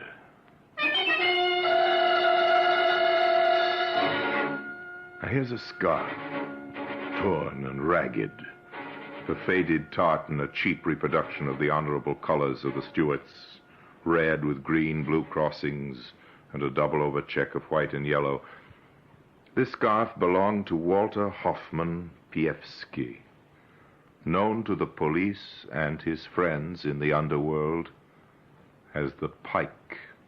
There's no doubt about this scarf being his property, Superintendent. He was wearing it when he was sent to Dartmoor 10 years ago. The description tallies, does it? Exactly. It's all written down in the prison property book, even to the patch on it. So the Pike's our man. Right. We'll get him. And get him they did. And all because of a scarf, appropriately known in Cockney circles as a choker. The Pike applied his choker to a human throat. The throat of the driver of a post office van. The Pike pulled the choker too hard. It was instrumental in convicting him of murder. And that's why it's earned its place here in the Black Museum.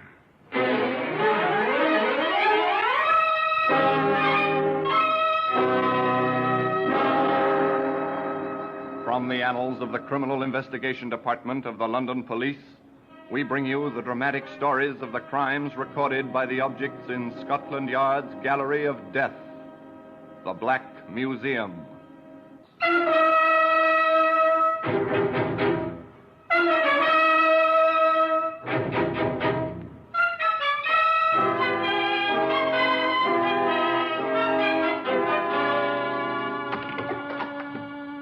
Well, here we are in the Black Museum. Beyond these grey walls, the mighty roar of London never stops. But in here, it's quiet. Come with me under the frieze of death masks, the masks of criminals of bygone days suspended grimly under the ceiling. Come. To our right and left, rows of murder exhibits, each one carefully labeled. That cut-glass scent spray is attractive even now. Might even take its place on Madame's dressing table till we stop and read the label written under it. Yes, it's been used to spray anesthetic over the faces of helpless women as a prelude to murder. No sickly aroma now as we squeeze the bulb. Except for its grim associations, the fragile exhibit is insignificant, easily broken. But it was strong enough to hang the man who used it. There's a brass candlestick. Over there, a taper to go with it. Ah, here we are. Here's what we're looking for. The faded tartan scarf. As I take it out of the showcase, I ask you to come with me back to the time when this scarf was new, 15 years ago. Walter Pievsky bought it from a stallholder in one of London's famous street markets, Petticoat Lane. Yes, we'll take one of the scarves, mister. Right, sir. Finest worsted woven. What's your clan? Campbell's, Cameron's, MacDonald or MacLeod? All genuine tartan today down from the islands. All right. I've bought it already. Don't need to give me that stuff. I'll take this one. It's the Stuart, and better than that you cannot do. Not half a nicker, not 5 bob, half a crown, and cheap at the price. Thank you very much. Come and get your Scotch chokers from Honest John Mackay. If your neck's warm... While Honest John continued his honest trade, the Pike went about his own particular business. It was less exhausting than John's, and it was work from a public call box. In professional circles, they called it the hospital trick.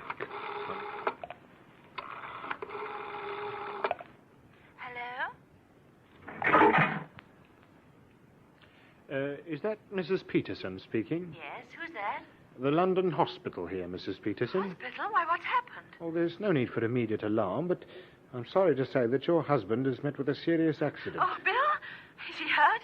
Oh, no, what's happened? He was knocked down by a bus in the Whitechapel Road about half an hour ago. A mean, crude trick. But more often than not, it worked. While the stricken woman hurried to the hospital to find the husband, who of course was not hurt at all, the Pike would visit her house. With the coast clear, he would help himself to whatever he could lay his hands on and get out before the bewildered woman returned. And you notice that the Pike could almost camouflage that accent he had. This gift gave him a confidence which was almost his undoing.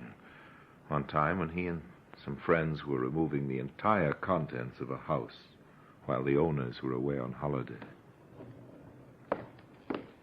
What about the piano, Pike? Do we take that? Of course, we take everything. Who'd think of moving house and leaving the piano behind, eh? You'll get us blooming well, aren't you, Will? Okay, boys, piano next. Oh, crikey, the phone. Here, what do we do about that? Let it ring, I suppose. No. Maybe it's someone seen the van outside and checking up. I'd better answer it. Here, go easy, Don't worry, Ed. I know my job, don't I? Oh, yeah. Hello? Is that Mr. Wilson? No, I'm awfully sorry. He won't be back until about 7 o'clock. I'm his brother-in-law. Can I help you? If your sister's there... Oh, Julie's just gone out for half an hour. Can I take a message? Yes, I think you can. I'm her brother. Who the blazes are you? Quick, boys. Let's get out of here. Righto.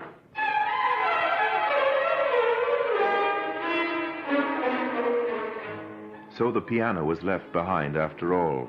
But Pike got away with most of the household belongings and observed, not only were his operations becoming bolder, but he had planned his action carefully. He even knew that Mrs. Wilson's first name was Julie, but he didn't know she had a brother. That must have shaken him, because from then on he changed his tactics. The Pike entered the motor racket, a racket which was to take him in turn from Dartmoor prison to the scaffold. But in his early days as a motor thief, there was still a trace of strange humor about his work. The padlock car was a case in point. Who's that? Okay, Eddie, it's only me. You wouldn't go reaching for a gun when Parky walks in on you. Oh, I'm sorry, Pike. It's me nerves. Well, relax. Now, listen to me. I've got a job for you. No, I'm laying off for a bit. Okay, well, who pays the rent? Oh, I'm only going in for the small stuff. Well, this is a small job I'm offering you. What is it, busting into the Bank of England, eh? No. It's a simple matter of knocking off a nice new motor. Well, what's the dope? Well, it's this way. The car belongs to a fellow named Lambert who lives at 14 Graysdyke Crescent. See? He can't get it into the garage beside the house on account of it being too big. Why didn't the mug measure it before he bought it? Well, that's not our concern. He locks the car up at night, and I've obtained a duplicate set of keys. Oh, nice work, work. Here, what do you want me in on the job for? You can do it yourself. Oh, there is a little complication. Oh, I thought there would be. This fellow Lambert is like a mother with a child over this car. He fixes it to a lamppost every night with 2 big padlocks and a double chain. Wonder he doesn't put a nappy on it, too. Well, what do we do? Take the lamppost as well as the car? Well, before I tell you, are you in with me? All right, Pike. I'm in. Then listen to what I tell you.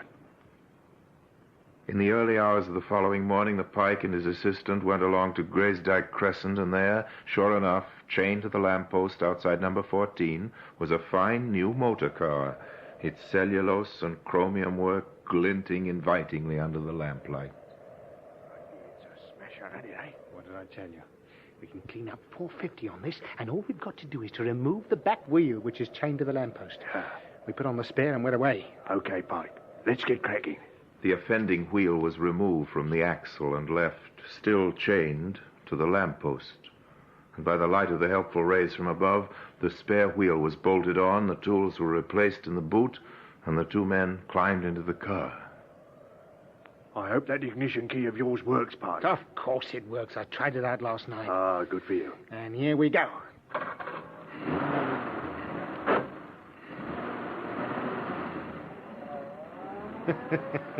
I told you it was going to be easy, didn't I, Ed?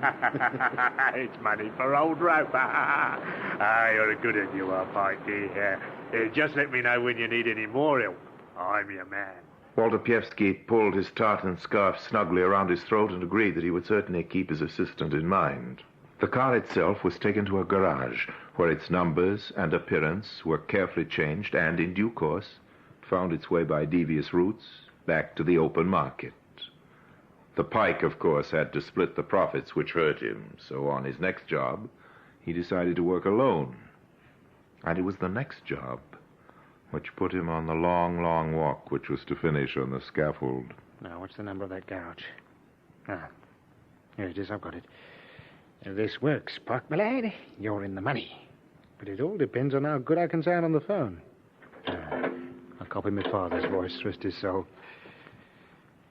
Here we go.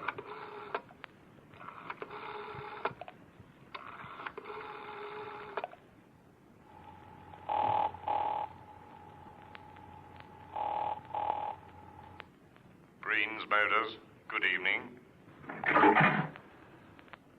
Hello? Prince? Yes, sir. Can I help you? My name is Maurice Bluet of 17 Granford Court. Oh, yes, sir. I know. The big block of flats in Collerton Drive. That's right.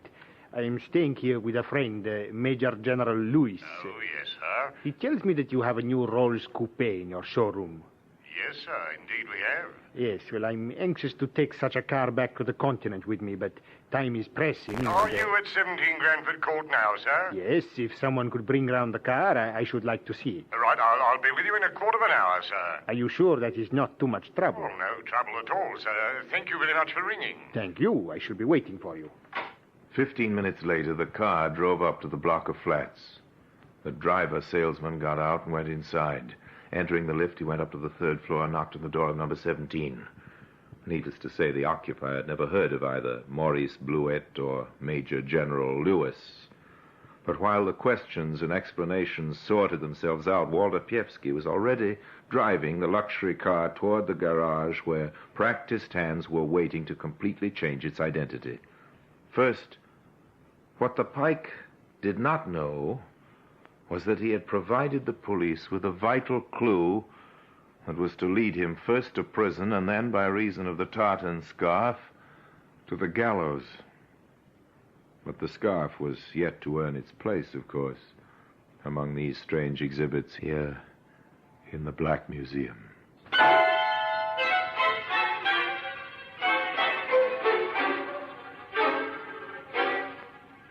We return to Walter Pievsky, known as the Pike, elated at the success of his confidence car trick.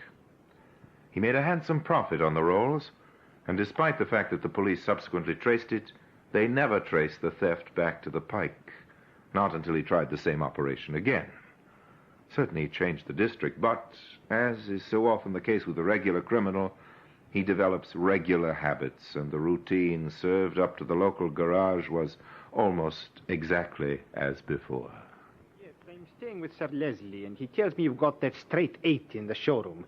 I'm most anxious to take a car back to the continent with me, but time is pressing, and I'll you be see... delighted to bring the car round to you right away, sir, if that's convenient. If you're sure that it's not too much trouble... No trouble at all, sir. I'll be with you in 10 minutes. Oh, that is most kind. Thank you. Excellent. But you wouldn't think it was so excellent from your point of view if you knew what was happening at the garage, Pike.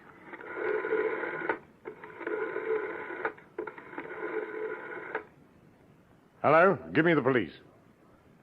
Is that Scotland Yard? Yes, information room. Listen, my name is Slater. I run a garage, Carlsbrook Street, North 1. Yes, sir. A few weeks ago, the local police warned me about a car thief who worked a telephone trick, asking salesmen to take cars round to fake addresses for inspection. He just rung you, has he, Mr. Slater? Yeah. It might be him, or it might be genuine.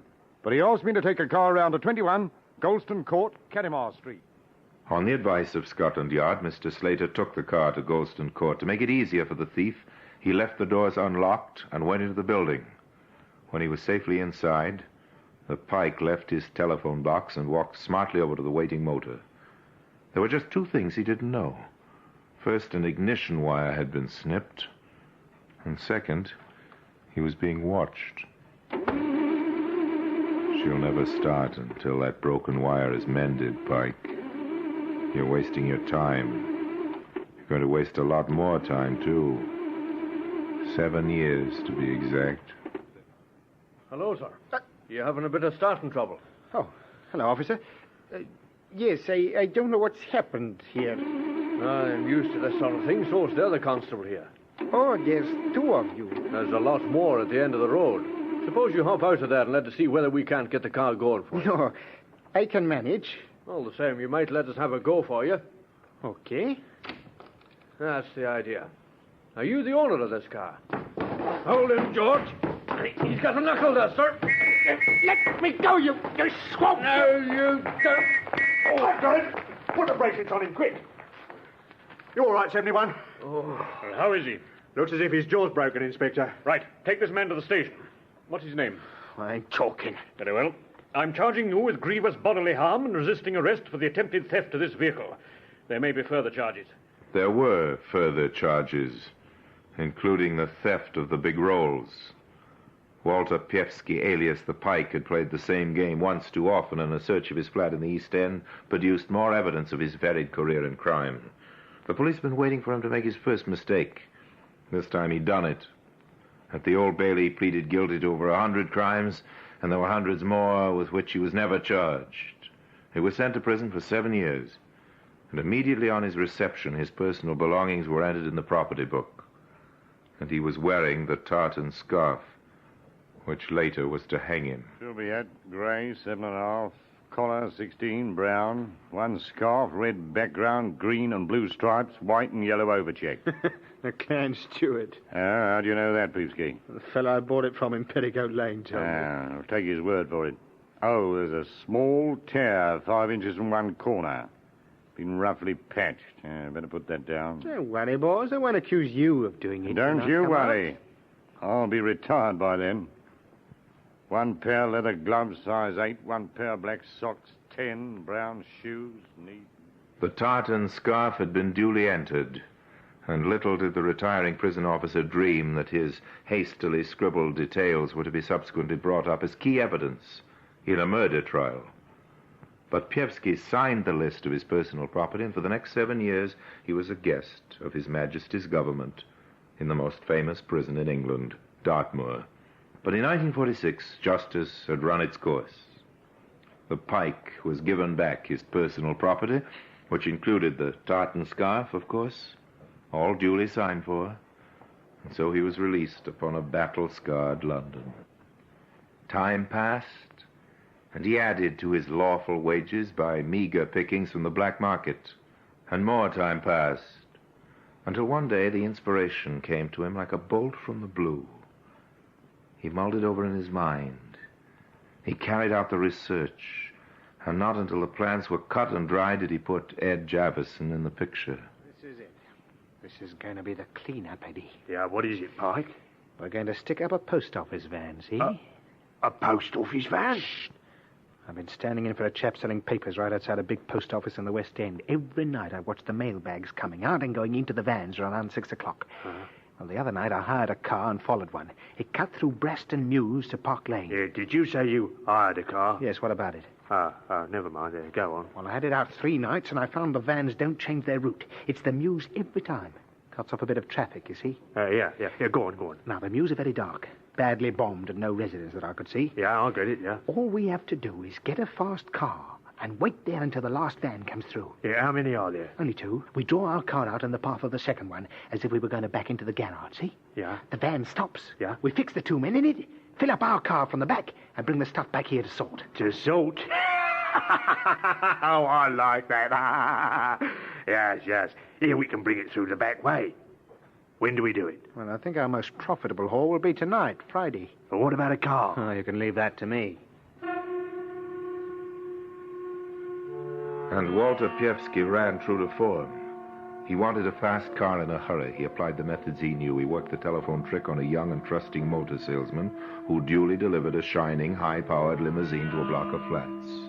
As he disappeared into the entrance full of expectation, the Pike drove off rapidly to Braston Mews, where his partner was waiting for him. The timing was perfect. As the car stopped, the first post office van was already approaching. Here, keep your head down, Ed. Here it comes.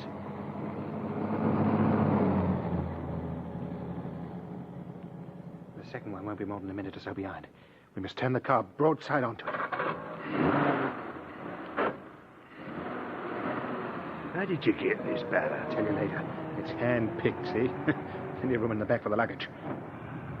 There we are. Nothing can get by now. What happens if something tries to get through before the van arrives? Well, we make way for it. It can come back another night if necessary. Here, what's this? It's the van. We're going to be all right. Nobody about. Couldn't be better. Now, get out. Yeah? Keep your chin tucked into your scarf like me. Righto. Pretend to be pushing the car. Right. What's up, Compton? Oh, Afraid so. Could you give us a push? Sorry, mustn't leave the van. Oh. Well, look, in that case, I wonder if you'd like to earn yourselves 10 bob, eh? If you could ring this number for us when you get to your own destination, it's my garage. I'd log him and send a breakdown for you, eh? That's the idea. Oh, I don't mind doing that for you. I'll do it for nothing. Oh, thanks, chum. You're very kind. Have you got a pencil, or jot down my name? It's rather a difficult one. Here, here's a pencil. Oh! Help! Dirty thieves! Oh. That's got the both of them. Good. We'll start getting the bags out, quick. No, you don't. I'll shut you up, you snivelling idiot. I'm choking. This scarf's choking me. Here, quick with the bags, Ed. Oh, no, here they come. I'm going. You'll swing for it. Start getting the stuff in the car. Okay. Right. Oh, I reckon that's about as much as we can take. Here. Oh, what's happened to the driver? Oh, don't worry about him. Get moving. Here, look at his tongue. His eyes. You've killed him. Stop talking. Get on with the job. There's a car coming. They've got us in their headlights. It's the cops. Well, let's get out of here. Oh, tight on the corner. Keep going, they're after us. Oh, watch the traffic lights, they're red. Something's coming. Oh, we got through. Oh, I thought we'd had it.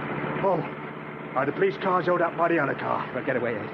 We're going to make it. Put them in! Slow up, we can't get round!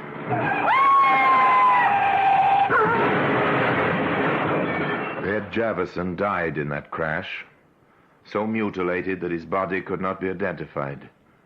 By some miracle, the Pike escaped and staggered away into the shadows. But his tartan scarf was still round the throat of his victim, lying in the mews. Now let Superintendent Brandreth take up the story of the hunt. Well, the hunt was soon over. In fact, as soon as the car was reported stolen, I had a call from one of my inspectors. I thought you'd like to see this. What is it, Harrison? Oh, stolen car. Well? Well, I checked with criminal records, sir. There was something familiar about the method. Calling up a garage and getting the salesman to deliver the car to a block of flats. Mm-hmm. Now, here's the list of men who practiced that. Now, these two are inside at present. Yes? This one's going straight. Well, he's out of London anyway. That leaves this one, Walter Piefsky. Yes, sir. The Pike. Know where to find him? Yeah, he's sharing a place with a man named Javison in the East End. Right. Bring him in. Yes, sir. But before the Pike was picked up for questioning about the car, his scarf was found in Branston Mews. The car was immediately recognized as the one which we believe Piefsky had stolen. So, in theory, the evidence against him was already piling up. If he was the car thief, he was probably the murderer as well. But I needed that extra piece of evidence. I called for everything that was known about him, including the list of his personal property which he had signed in prison. It was a shot in the dark, but it yielded results.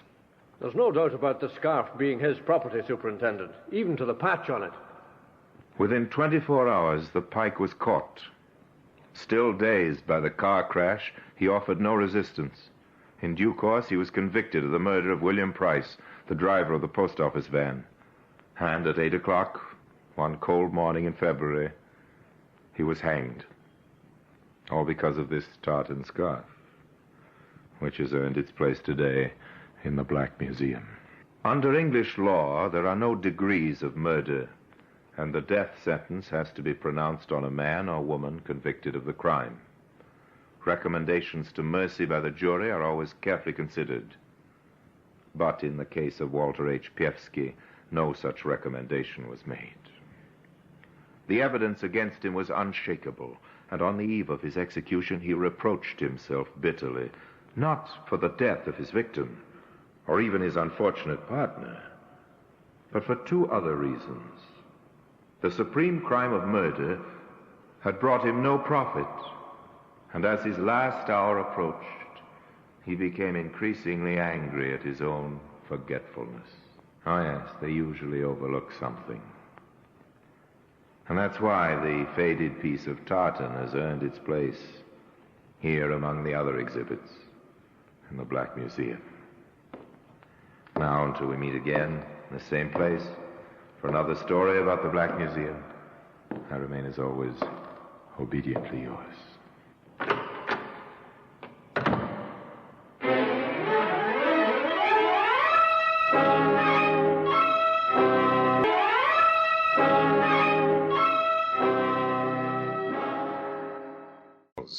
speaking from London. The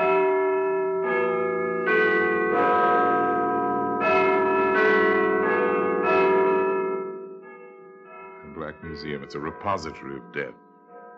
Here in the grimy stone structure on the Thames, which houses Scotland Yard, is a warehouse of homicide, where everyday objects, a phonograph record, a postcard, a color photograph, a simple statuette, all are touched by murder.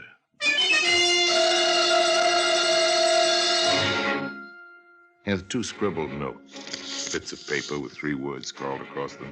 Slogan known around the world, a slogan you recognize, words created in the kind of lonely fun men far from home, men at war, have enjoyed through all of history. What's it mean, Inspector? It would be nice to know, Sergeant. I suspect that if we did know, we'd have the answer to this nasty business. Well, this killer, sir, it's possible he's an American. That phrase was American, sir, all through the war. Kilroy was here. Kilroy was here. And he's still here. In the Black Museum.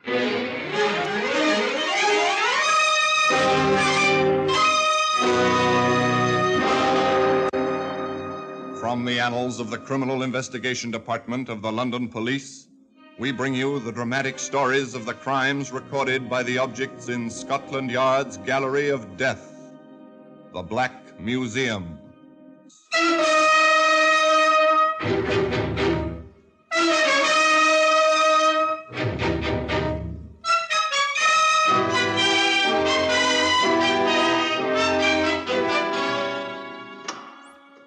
Here we are in the Black Museum.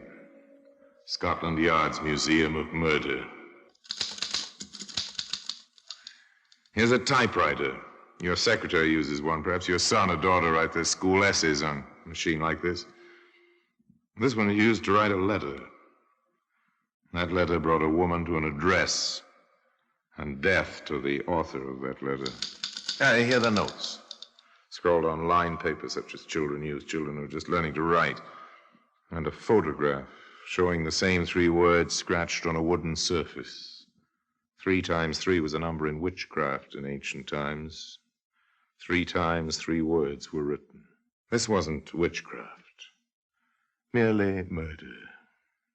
Began for Inspector Liggett and Sergeant Porter in the usual manner. The telephone rang in the inspector's office at the yard. Inspector Liggett here. Sergeant Garth, 11th District Metropolitan Police, sir.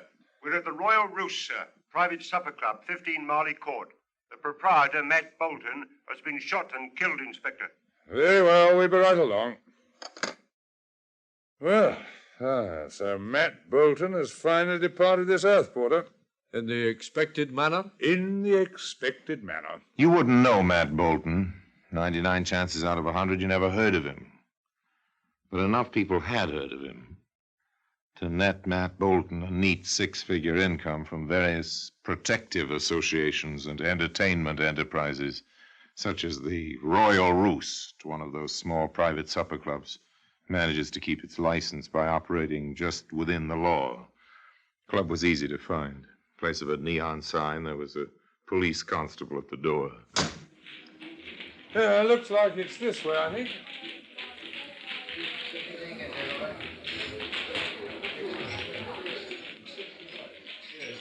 Stuffy in here, Inspector? It always is in these places. Apparently a good many people prefer to amuse themselves breathing a combination of tobacco and poor liquor fumes, rather than good fresh air. Quite a costume on those girls. The roosters in the Royal Rooster. Get it, Sergeant? I've never seen a rooster with so little on besides tail feathers. Neither have I. Look, we better get to work, Sergeant. The 2 policemen crossed the nightclub, skirted the dance floor, and quietly passed through the doorway near the bandstand. To their left, another door stood open, revealing a cubicle complete with mirror lights, another girlish rooster, a man, and a body. A body full length on the floor. The girl was saying, "Look, we simply can't send the chorus out once more. Do I get to do my act or don't I?" I'm Inspector Liggett, Sergeant. The young lady may do her act. I doubt if she'll try to go outside the club in that costume. Well, thank you, Inspector. First, this man said he thought the show ought to go on so the customers wouldn't be disturbed, and then he held me here. Oh, look, that's my cue. I'll be back. Don't worry, I'm not going anyplace. You're so right about that, Inspector. Knows her way around, that girl, sir. Found the body. Didn't turn her hair. So I noticed. Find the weapon, Sergeant? No, sir, not in here. Porter, check the exits. Very good, sir. Oh, we've done that, sir. Only two, the way you came and the back door, fire exit. No one in the kitchen saw or heard anything. We haven't touched the body. Waited for you and the medical examiner, sir. Very good. All right. Turn out his pockets, Porter. Yes, sir. Here's something, Inspector. Tucked in his breast pocket. Quite a touch. I take it you didn't see this, Garth? No, sir. We left the body strictly as it was. Odd. Almost a signature. It's a note. Kilroy was here. For a moment, memories of other days crowded into the tiny dressing room. A phrase which had meant chuckles once seemed incongruous in that atmosphere of violent death.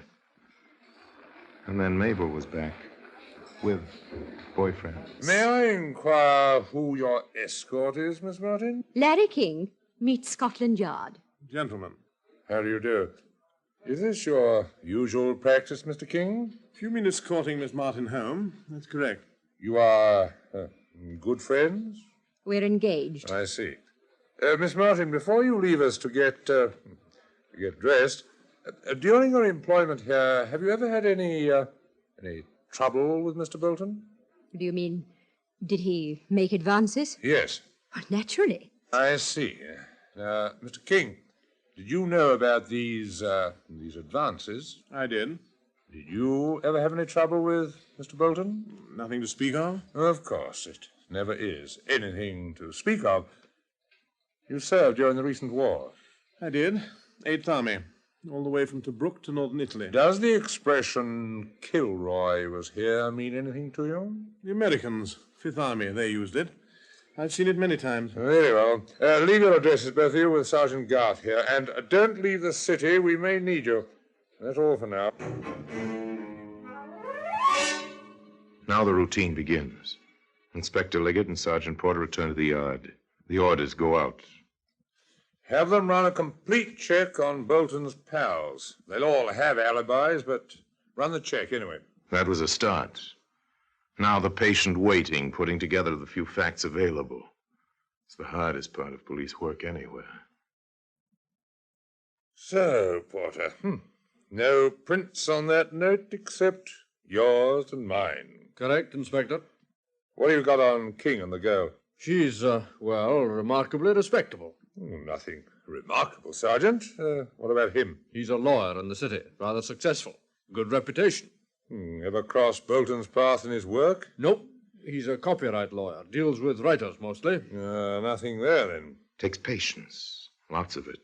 Check and recheck. Wait for information. Wait for the telephone to ring. Inspector Liggett here. Detective Ashton, sir.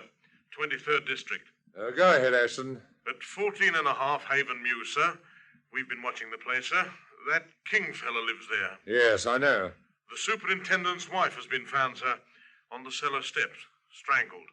We found a note in her apron pocket. Kilroy was here, it says. Wait for the telephone to ring. And when it does ring, another death, another note. No solution. Merely complication piled on complication. A short while later, in the basement apartment of the newly widowed janitor. You found her yourself, Mr. Evans? Yes, sir. Lying there she was on the cellar steps. I was going down to look at the oil burner. I see. Now, your wife have any enemies, Mr. Evans? No, sir, no. Where would the likes of us come in, having enemies? Quarrelsome a little, you might say. But what woman isn't? Oh, she quarreled with you? With me, mostly. Not that I could blame her. It's hard work, a place like this, you know. Once in a while with a tenant. Well, the children in 4B, for instance, they write on the walls. So my wife argues with the mother. Mm-hmm. The nice young man in 6G lets the bathtub run over. 5G complains. My wife's called Mr. King. I see, yes. Now, is Mr. King at home now? Oh, I believe so, sir. All right. Thank you. We'll do our best to find whoever killed your wife, Mr. Evans. Oh, thank you, sir. She had a temper, I know, but she never did no real harm. Up in the self-service elevator on the 6th floor. Find 6G and ring the bell.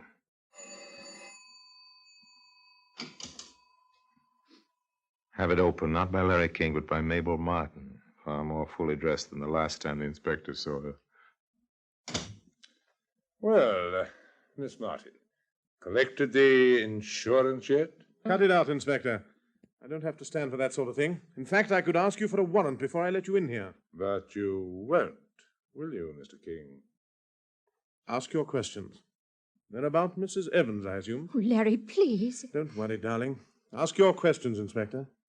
You quarreled with Mrs. Evans. I did. I wanted my bathtub fixed. The drain was backing up. She told me to go to fix it myself, that's all. You're sure that was all? Murder seems to have a way of happening in your vicinity, King. Is that an accusation? What's all this to do with Matt Bolton? I don't know. But there is a link. Quite a clear link, Miss Martin. You see, on Mrs. Evans, we found a bit of paper, and on it was scrawled, Kilroy was here. Any ideas on that, ex-soldier, now Solicitor King? Solicitor King had nothing to say. His puzzlement, his lack of knowledge seemed honest enough. Inspector Liggett drew no conclusions. He waited. The routine continued. The reports came in. The Martingale is a new job. Same type of club. I've seen the act, Inspector. Same songs, more clothes. Nothing on Bolton's cronies. Every one of them has an alibi. Yes. King seems to follow a set routine, Inspector. To the office, back home, dinner, then calls for the girl. Even eats his lunch at the same time every day in the same restaurant. Nothing much to go on there, just a time of waiting. A week passed. Telephone rang once again. Inspector Liggett here. Detective Ashton, sir. We've another one for you. What? Yes, sir. A butcher this time. Name of Andrews. 2 blocks from the apartment house where King lives. Head bashed in with his own mallet. Scratched on the chopping block with one of his own knives is the same old message, sir. Kilroy was here. Kilroy was here. Familiar words with a smile in their words to remember fondly. 3 times they appear. On a butcher's block, on scraps of paper, and today they can be seen in the Black Museum.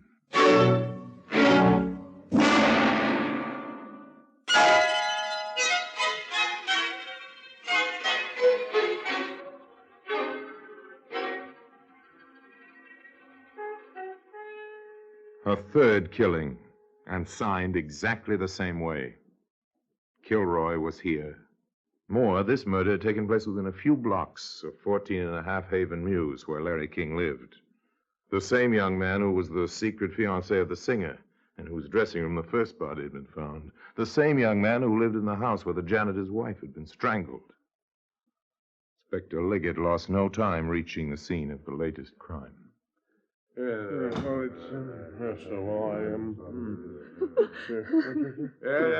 Ashton. Yes, sir? Anything fresh? Just the things I reported, sir.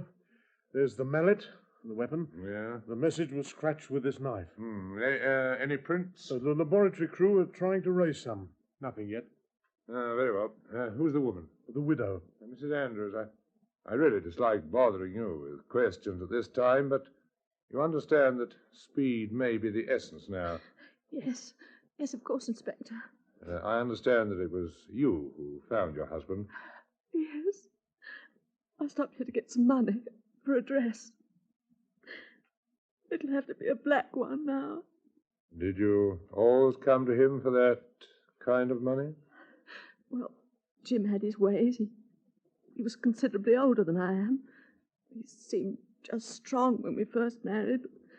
Well, later he was... Well, it changed to domineering. I understand, but now look, just a few more questions, please. Does the phrase on the chopping block mean anything to you? Kilroy was here? No. No, it's just well, I think I heard it on the radio once or twice. From the way you described your husband, I'd say he was rather, well, positive. A mild way of putting it. Positive. Domineering, a man who brooked no argument.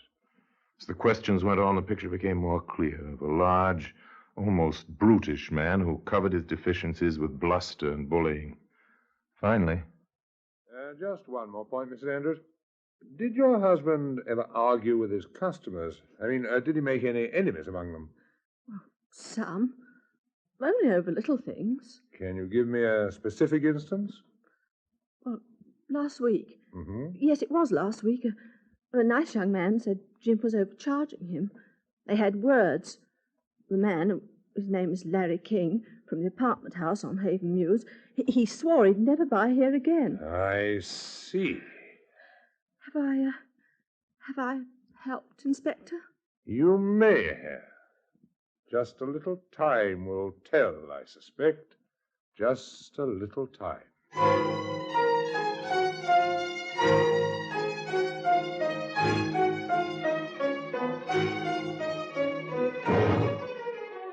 A little time. Within the hour, Larry King was in custody, taken in charge for 24 hours on suspicion of complicity.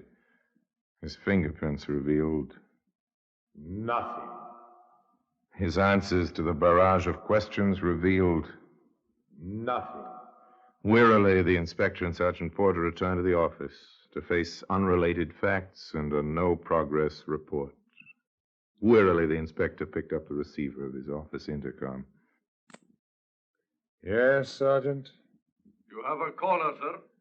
Who is it? Miss Mabel Martin, sir. She insists on speaking with you. Miss Martin was ushered in, seated in front of the desk. I've got something to tell you, Inspector. Please do. Well, Larry didn't kill anybody. Didn't he? No. I did. Steady, Sergeant. Please take down Miss Martin's statement. Now, I must warn you, Miss Martin, anything you say will be taken down in writing and may be used in evidence. Yes, I understand. Now the floodgates opened. I killed all three of them and left the notes to make it look as though Larry did it. So simple, so obvious. Matt Bolton threatened me. He said if I didn't come back to him, he'd change his insurance policies and tell Larry about us. Well, I shot him. It was a .22 that Larry had given me. One death accounted for.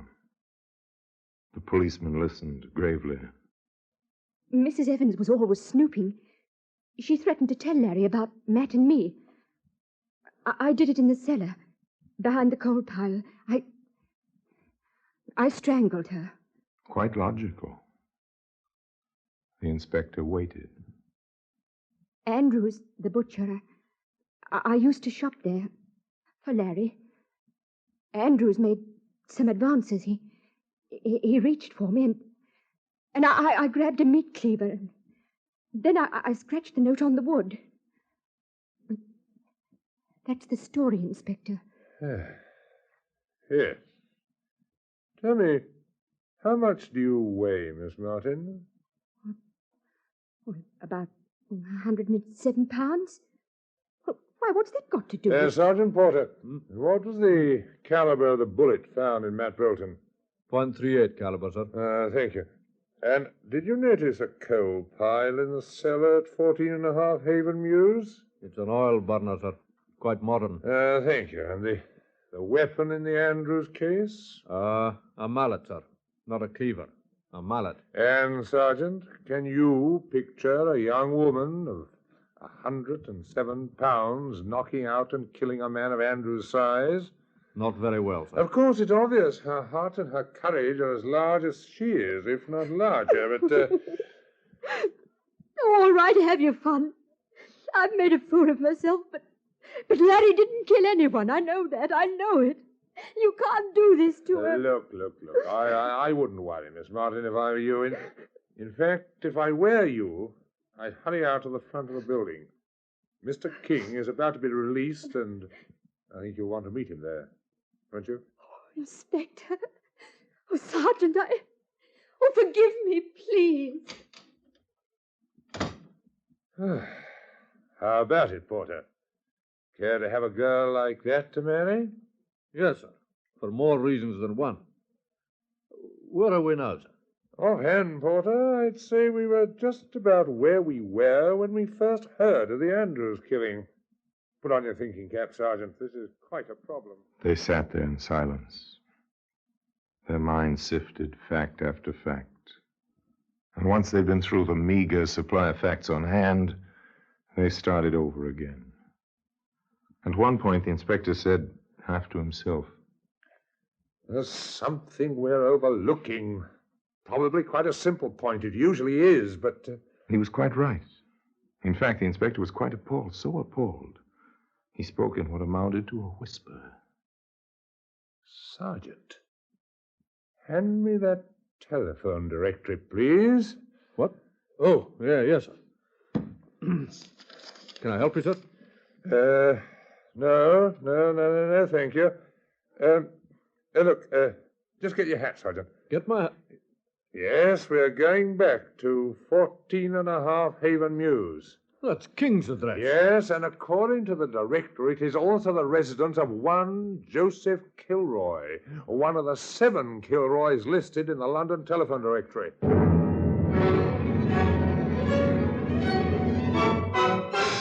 Doesn't take long from Scotland Yard to Haven Mews, not when you travel by police car with the siren going. It doesn't take long to race upstairs to a third-floor apartment, ring the doorbell.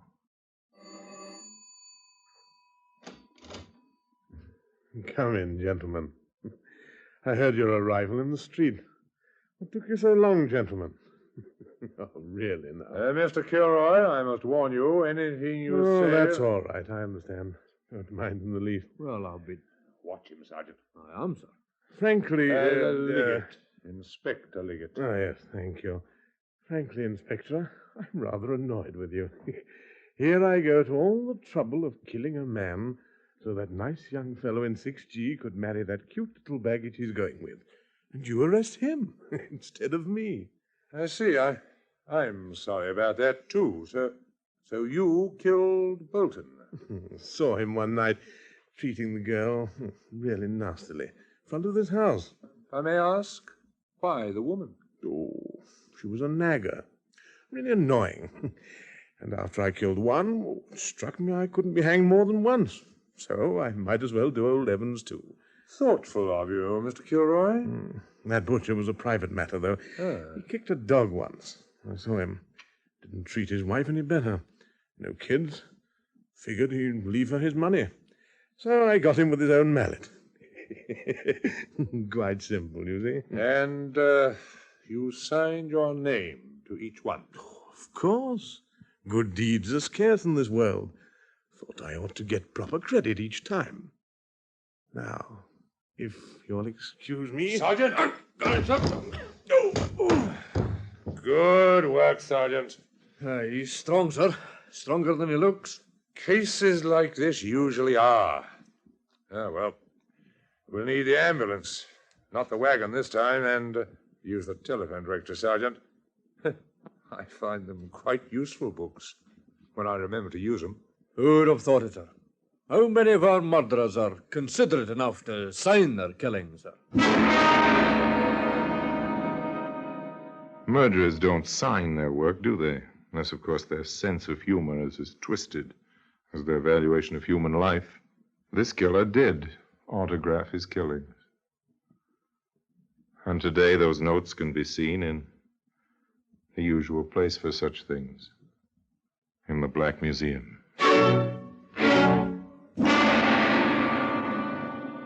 Orson Welles will be back with you in just a moment.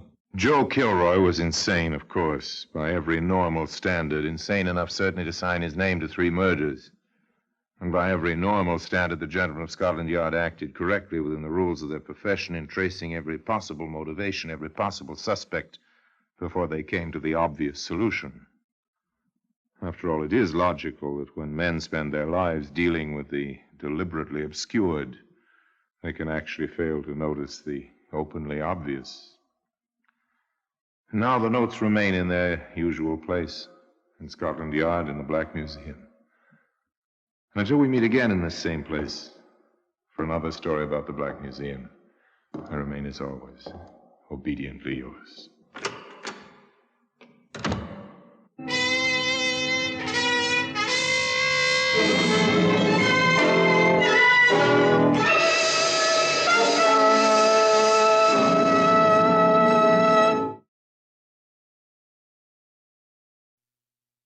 This is Orson Welles, speaking from London.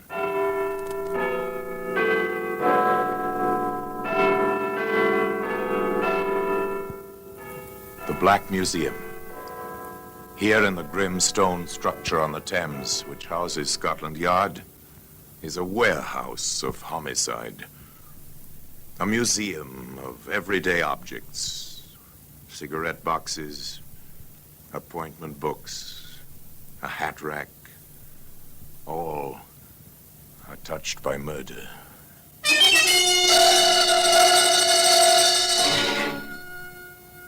Now here's a brickbat. Coarse-grained, rough-edged, familiar. Perhaps your own home is built of bricks, exactly like this one. In this case, however, no home was built by such a brick. Rather, a home was destroyed by it. Destroyed forever. It's still such a normal-looking object, Inspector. Is it really? With that broken corner?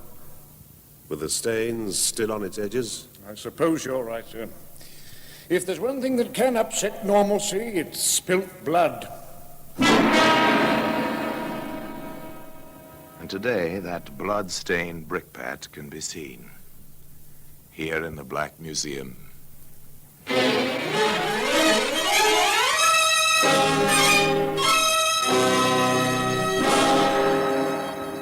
From the annals of the Criminal Investigation Department of the London Police, we bring you the dramatic stories of the crimes recorded by the objects in Scotland Yard's Gallery of Death, the Black Museum.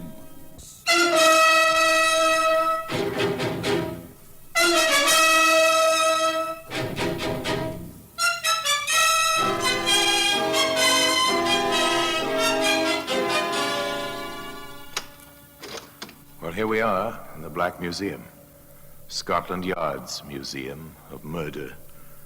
Yes, here lies death. Upon these tables, within these cabinets, the files of death, labeled with day and date and name of victim. Here's a hat rack. It's odd to find such a commonplace object here, perhaps, but observe. Here where the wood curves from base to shaft, 3 brownish stains. Blood dripped here from a weapon concealed within the lining of an overcoat. 3 stains, which placed a murderer at the scene of crime. Broken alibi. That's another story. Here's our brickbat. Of such bricks are garden walls built. Later, the ivy or some such creeping vine grows over them, hiding the sharp edges, softening the 4 square contours. This brick, too, was meant for such bucolic purposes. But as it happened, things didn't work out that way.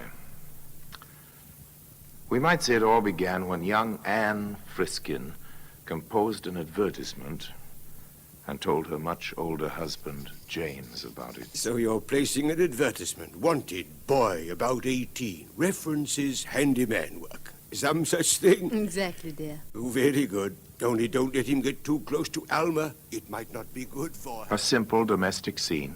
Wife cooperating with husband, or the other way around, if you prefer. Some small mention of the husband's cousin who stays with them. That's all. The advertisement appears in the usual help wanted columns. Several young men apply. One is Dick Terry. Yes, ma'am, I'd had some experience during the summer at my uncle's place in Dorset. The money's all right? Oh, quite generous, ma'am, what with the room over the garage and all. Well, your references seem quite good. And a good school report, too.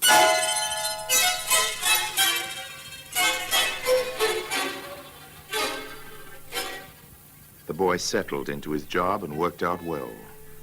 The gravel driveway was soon in good condition. The lawns were well mowed. The bricks were ordered for the repair job on the garden wall. Yes, the bricks were ordered. And in the household, all was well and quite normal. One more hand, ladies. If you wish, James. Aren't you satisfied with beating us again, dear? I suppose I should be. But it must be somewhat dull for you, Anne, dear, night after night with just Alma and me. In the household, as we've said, all was well and quite normal. Undercurrents, if you look for them, perhaps otherwise a retired, well-to-do gentleman in a suburban London home, living quite happily with his lovely young wife and his cousin Alma. Still, one never knows, does one? Well, good morning, Dick. Oh, morning, Mum. Oh, the work is coming well, isn't it? Yes. Lovely day, isn't it? Nothing quite like the springs we get here, is there? Awfully quiet, though. Yeah? Yes, I suppose it is. For someone your age. Begging your pardon, Mum, it don't seem to me like you'd be giving up just yet. Oh, thank you, Dick. It's nice of you to say so. Aren't you getting those bricks a trifle uneven, Dick? Ah, that's on purpose, Mum. It's a trick I learned from my uncle. It gives the creepers and vines and such a better hold. It's clever. You do know your work, don't you? I hope so, Mum. Person likes to do his work where he's appreciated. Well, you are. No fear about that. And just to prove it, come up to the house later and we'll see about finding you a nice cold drink. On a warm day like this, a cold drink would be No, after all, it's quite natural, isn't it? You do as much for your help, wouldn't you? No one would think anything of it. No one did in the Friskin household either until these trips for the long, cool drinks became somewhat habitual, at which point Alma spoke to Anne. Do you really think you're doing the proper thing, Anne? Of course, it's none of my business, I suppose, but still... What are you driving at? That boy. He's an excellent worker. People will talk. About what, pray? Oh, nothing. But people will talk about nothing, you know. And if James should hear from the wrong person... Please be explicit, Alma. I don't happen to have a devious mind. It's quite simple. James is past middle age. You're young, vital. The boy is undeniably attractive with that flaming hair and all, and he is up here at the house quite a good deal. And you're suggesting... No, of course not. I am merely pointing out to you how it can look to the neighbors. Frankly, I don't care. Please don't bring the subject up again, Alma. I refuse to discuss it with you.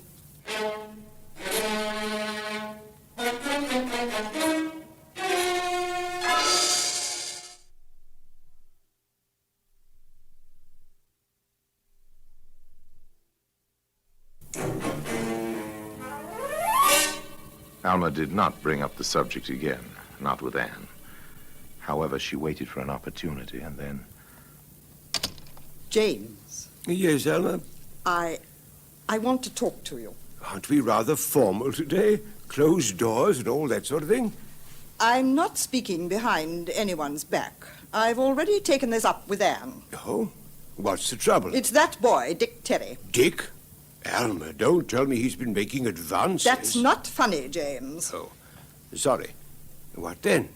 Anne is letting him spend too much time at the house. His place is in the garden and the garage. People will talk. Aren't you doing a bit of talking yourself, Alma? I'm doing my duty as I see it. Then you've mistaken your duty. I'm fully capable of protecting my honor, as you doubtless would call it. And I'll thank you, Alma, not to bring this up again, although doubtless you have the best intentions in the world. Very well, James. But if anything does occur, you'll thank me for warning you. Yes, Alma waited her opportunity and spoke to James. That worthy and decent gentleman dismissed the incident from his mind. That should have been the end of it. Unfortunately, however, the whole matter was reopened, and in quite a different quarter. Good morning, Dick. Morning, Mum. Oh, the hedge does look nice. Thank you, Mum. Is anything wrong, Dick? Matter of fact, I'm giving notice. Why, Dick, but why? I'm giving notice. But what's wrong? Have I done something? Or is it about your money? Because if so, I'll speak to Mr. Friskin at once. Don't bother, Mum, I'm leaving. Call it wanderlust, call it anything you like. Dick, Dick, look at me. Oh, do stop clipping that hedge and look at me. Yes, Mum? I insist on knowing what's wrong. I thought you were happy here. I know I've been happy to have you here. I'd rather not... All right, Mum, but you asked for it. I asked for what? It's you, Mum. I'm crazy seeing you day in and day out and having you nice to me. Just nice to me and thinking of you with him and me not having the ghost of a chance. I can't stand it, Mum, that's all. You'll have to let me go. Poor Dick. You've held this inside you all this time. Yes. Oh, Dick, I'm so sorry. So terribly sorry. Come here. Fire in the garden, flash fire in dry grass on a warm summer morning, perhaps. In any case, the boy stayed on his job and nothing further was said in the household.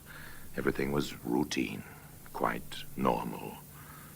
Even the bridge games in the evening, three-handed bridge, of course.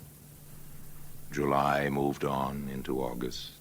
Hot, muggy August nights. Well, I'm going up to bed. Coming in? Not just yet, dear. I think I'll read a while. It may be cooler in the library. Good night, dear. Good night, then. Good night, Alma. Good night. A hot, muggy August night. Dark. No moon. Barely a breath of air. James tossed restlessly, sleeplessly. Anne, that you, Anne, coming to bed, dear? No, no, don't, don't! Ah!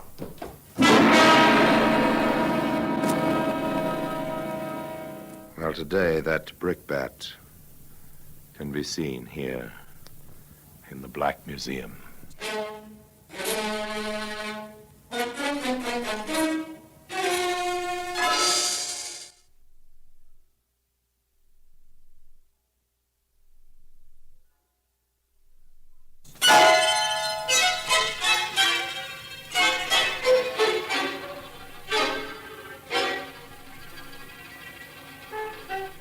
It was Anne's screams which brought Alma and then some of the neighbors. James was not dead, but nearly so. The doctor, Dr. Kinder was his name, examined his patient and proceeded quite efficiently via the telephone. That's right. The ambulance at once with oxygen equipment. I'll want the operating theatre ready, anaesthetist, nurses, and my assistant. Friskin has a badly fractured skull, and with his heart condition, he has about 1 chance in 100 to live. Hurry. I'll wait for the ambulance. Oh, no. Now, the police. Police? Well, really, ladies, a man is attacked, half murdered in his bed with a heavy instrument of some kind, and you question my calling the police. Oh, if only I'd gone upstairs with him. If only I'd gone upstairs. If you had. Operator, ring through to the police, please. Hurry. Oh, to walk in like that, to find him there, the blood. Oh, his poor head. He's breathing that awful gasp. This is Dr. Kinder. Let me speak to the superintendent, please. Dick. Where's Dick? Yes. Where's Dick? No one had missed the boy until Anne thought of him. With all the excitement, all the horror, no one had realized he was missing. Dr. Kinder finished talking to the superintendent of police and turned back to the two women. The superintendent is sending an Inspector Relf. Very good man, he says. CID. CID? Criminal Investigation Division.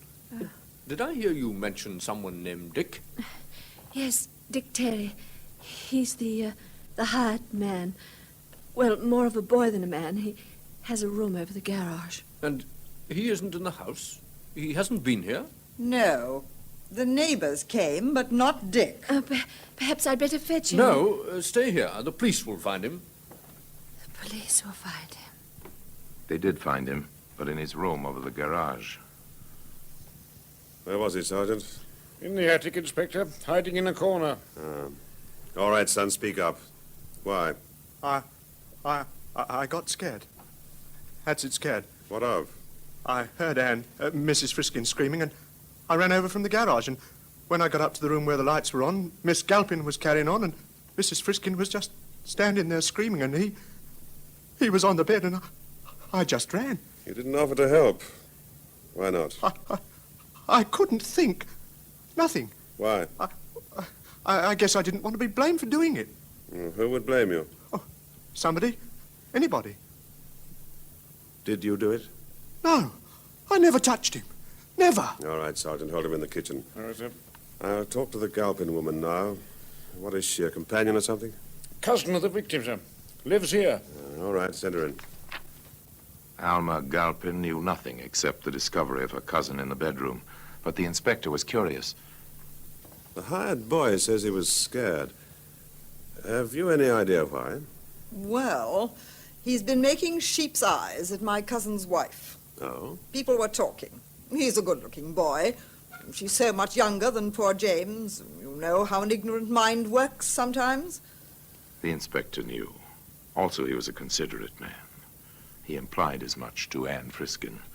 I know you've had a terrible shock tonight, Mrs. Friskin, but I have to ask you a few questions. Of course, Inspector. I'll try to answer. Did your husband have any enemies? Anyone who might want him out of the way? Oh, no. No one. Everyone liked James. Even the boy, Dick Terry? Dick? Oh no. No, you don't think that Dick... I don't know yet, but we'll have to hold him, Mrs. Friskin. He seems to have something of a motive. At least, there seems to have been some talk. They held Dick Terry on an open charge pending developments at the hospital. There, James Friskin hung on the fringe of death, barely breathing, completely unconscious. At the house, Alma faced Anne.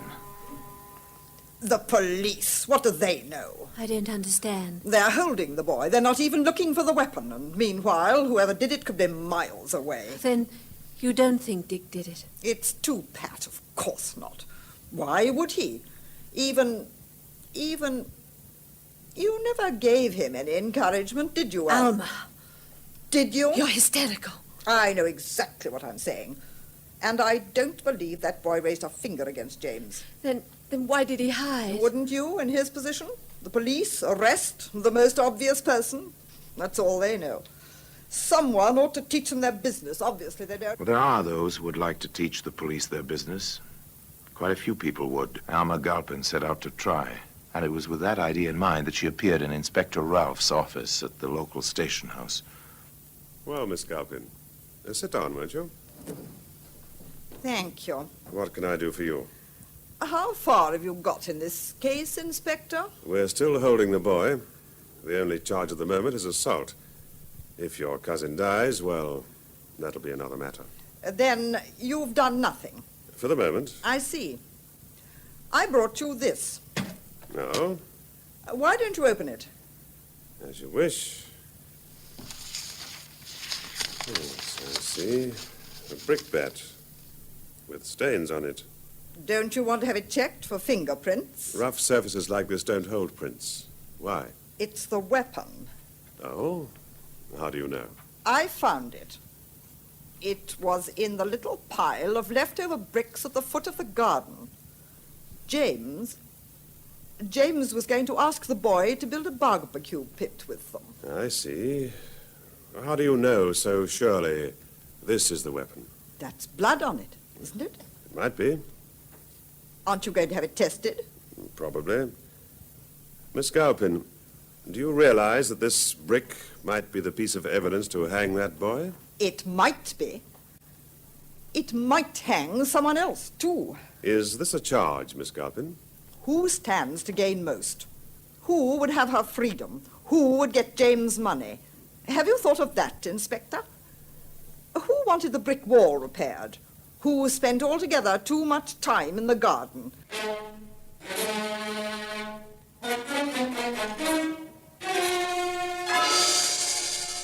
In the offices on the floor above Dick Terry's cell, Inspector Ralph and Sergeant Hopkins were more interested in facts than in phrases. So pathology reports it's Friskin's blood type on that brick.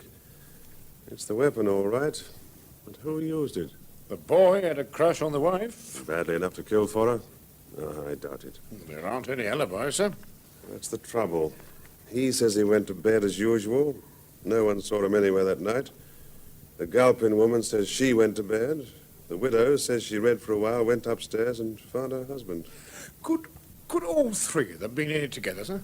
How do you figure that, Sergeant? Well, Mrs. Friskin could have promised Galpin money, and Mrs. Friskin would have had the boy. They might have planned to have the boy actually do it. Come in.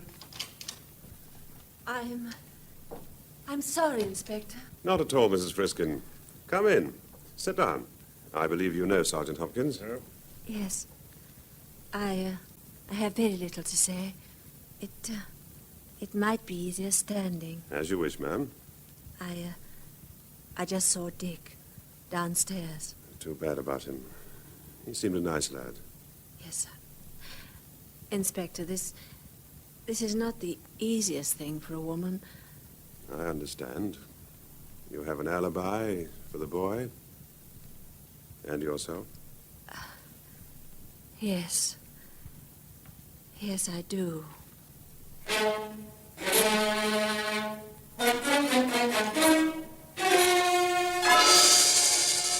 The inspector was an understanding gentleman. He offered no comment.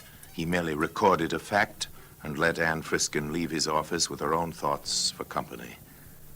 Later that same day, he arrived with Sergeant Hopkins in tow at the Friskin house. Ladies, we've done some further checking and investigation. We thought we'd apprise you of the situation. I see. Thank you for that, at least. We're letting the boy go. He's in the clear. I knew that all along. I told you so. Yes, you did, I remember. The day you brought me the brickbat. Where did you find it? In the pile at the foot of the garden. I see that you know, Mrs. Friskin. There is no pile of bricks at the garden. It happens to be in the rear yard, near the back door, close to the foot of the back stairs. The stairs which reach the second floor quite close to the door of your room, Miss Galpin. Now, Sergeant, if you'll stay quite close to Miss Galpin and take down what she has to say. Taken down and may be used as evidence. Yes, the usual warning. Well, Miss Galpin? Why did you kill your cousin, Miss Galpin? She had everything. Even the boy with his sheep's eyes. I had nothing. I thought if I got rid of James, who was too dull to care, she'd be blamed. After her, I'm next of kin. I'd have everything. I saw the little pile of bricks. I meant to put them in the garden later. A brick is heavy. It hits hard! Today, the brickbat can be seen here in the Black Museum. They put Alma Galpin safely away, where she could harm neither others nor herself. Dick Terry left that pleasant suburb of London and dropped into the anonymity one can find only in a great city. Anne Friskin sold the house and went far from London to start over, perhaps, but to carry with her always the memory of tragedy on a hot, muggy night, and the memory of a mistake made through loneliness and mistaken kindness. Now, until we meet next time, in the same place, for another story about the Black Museum, I remain, as always, obediently yours.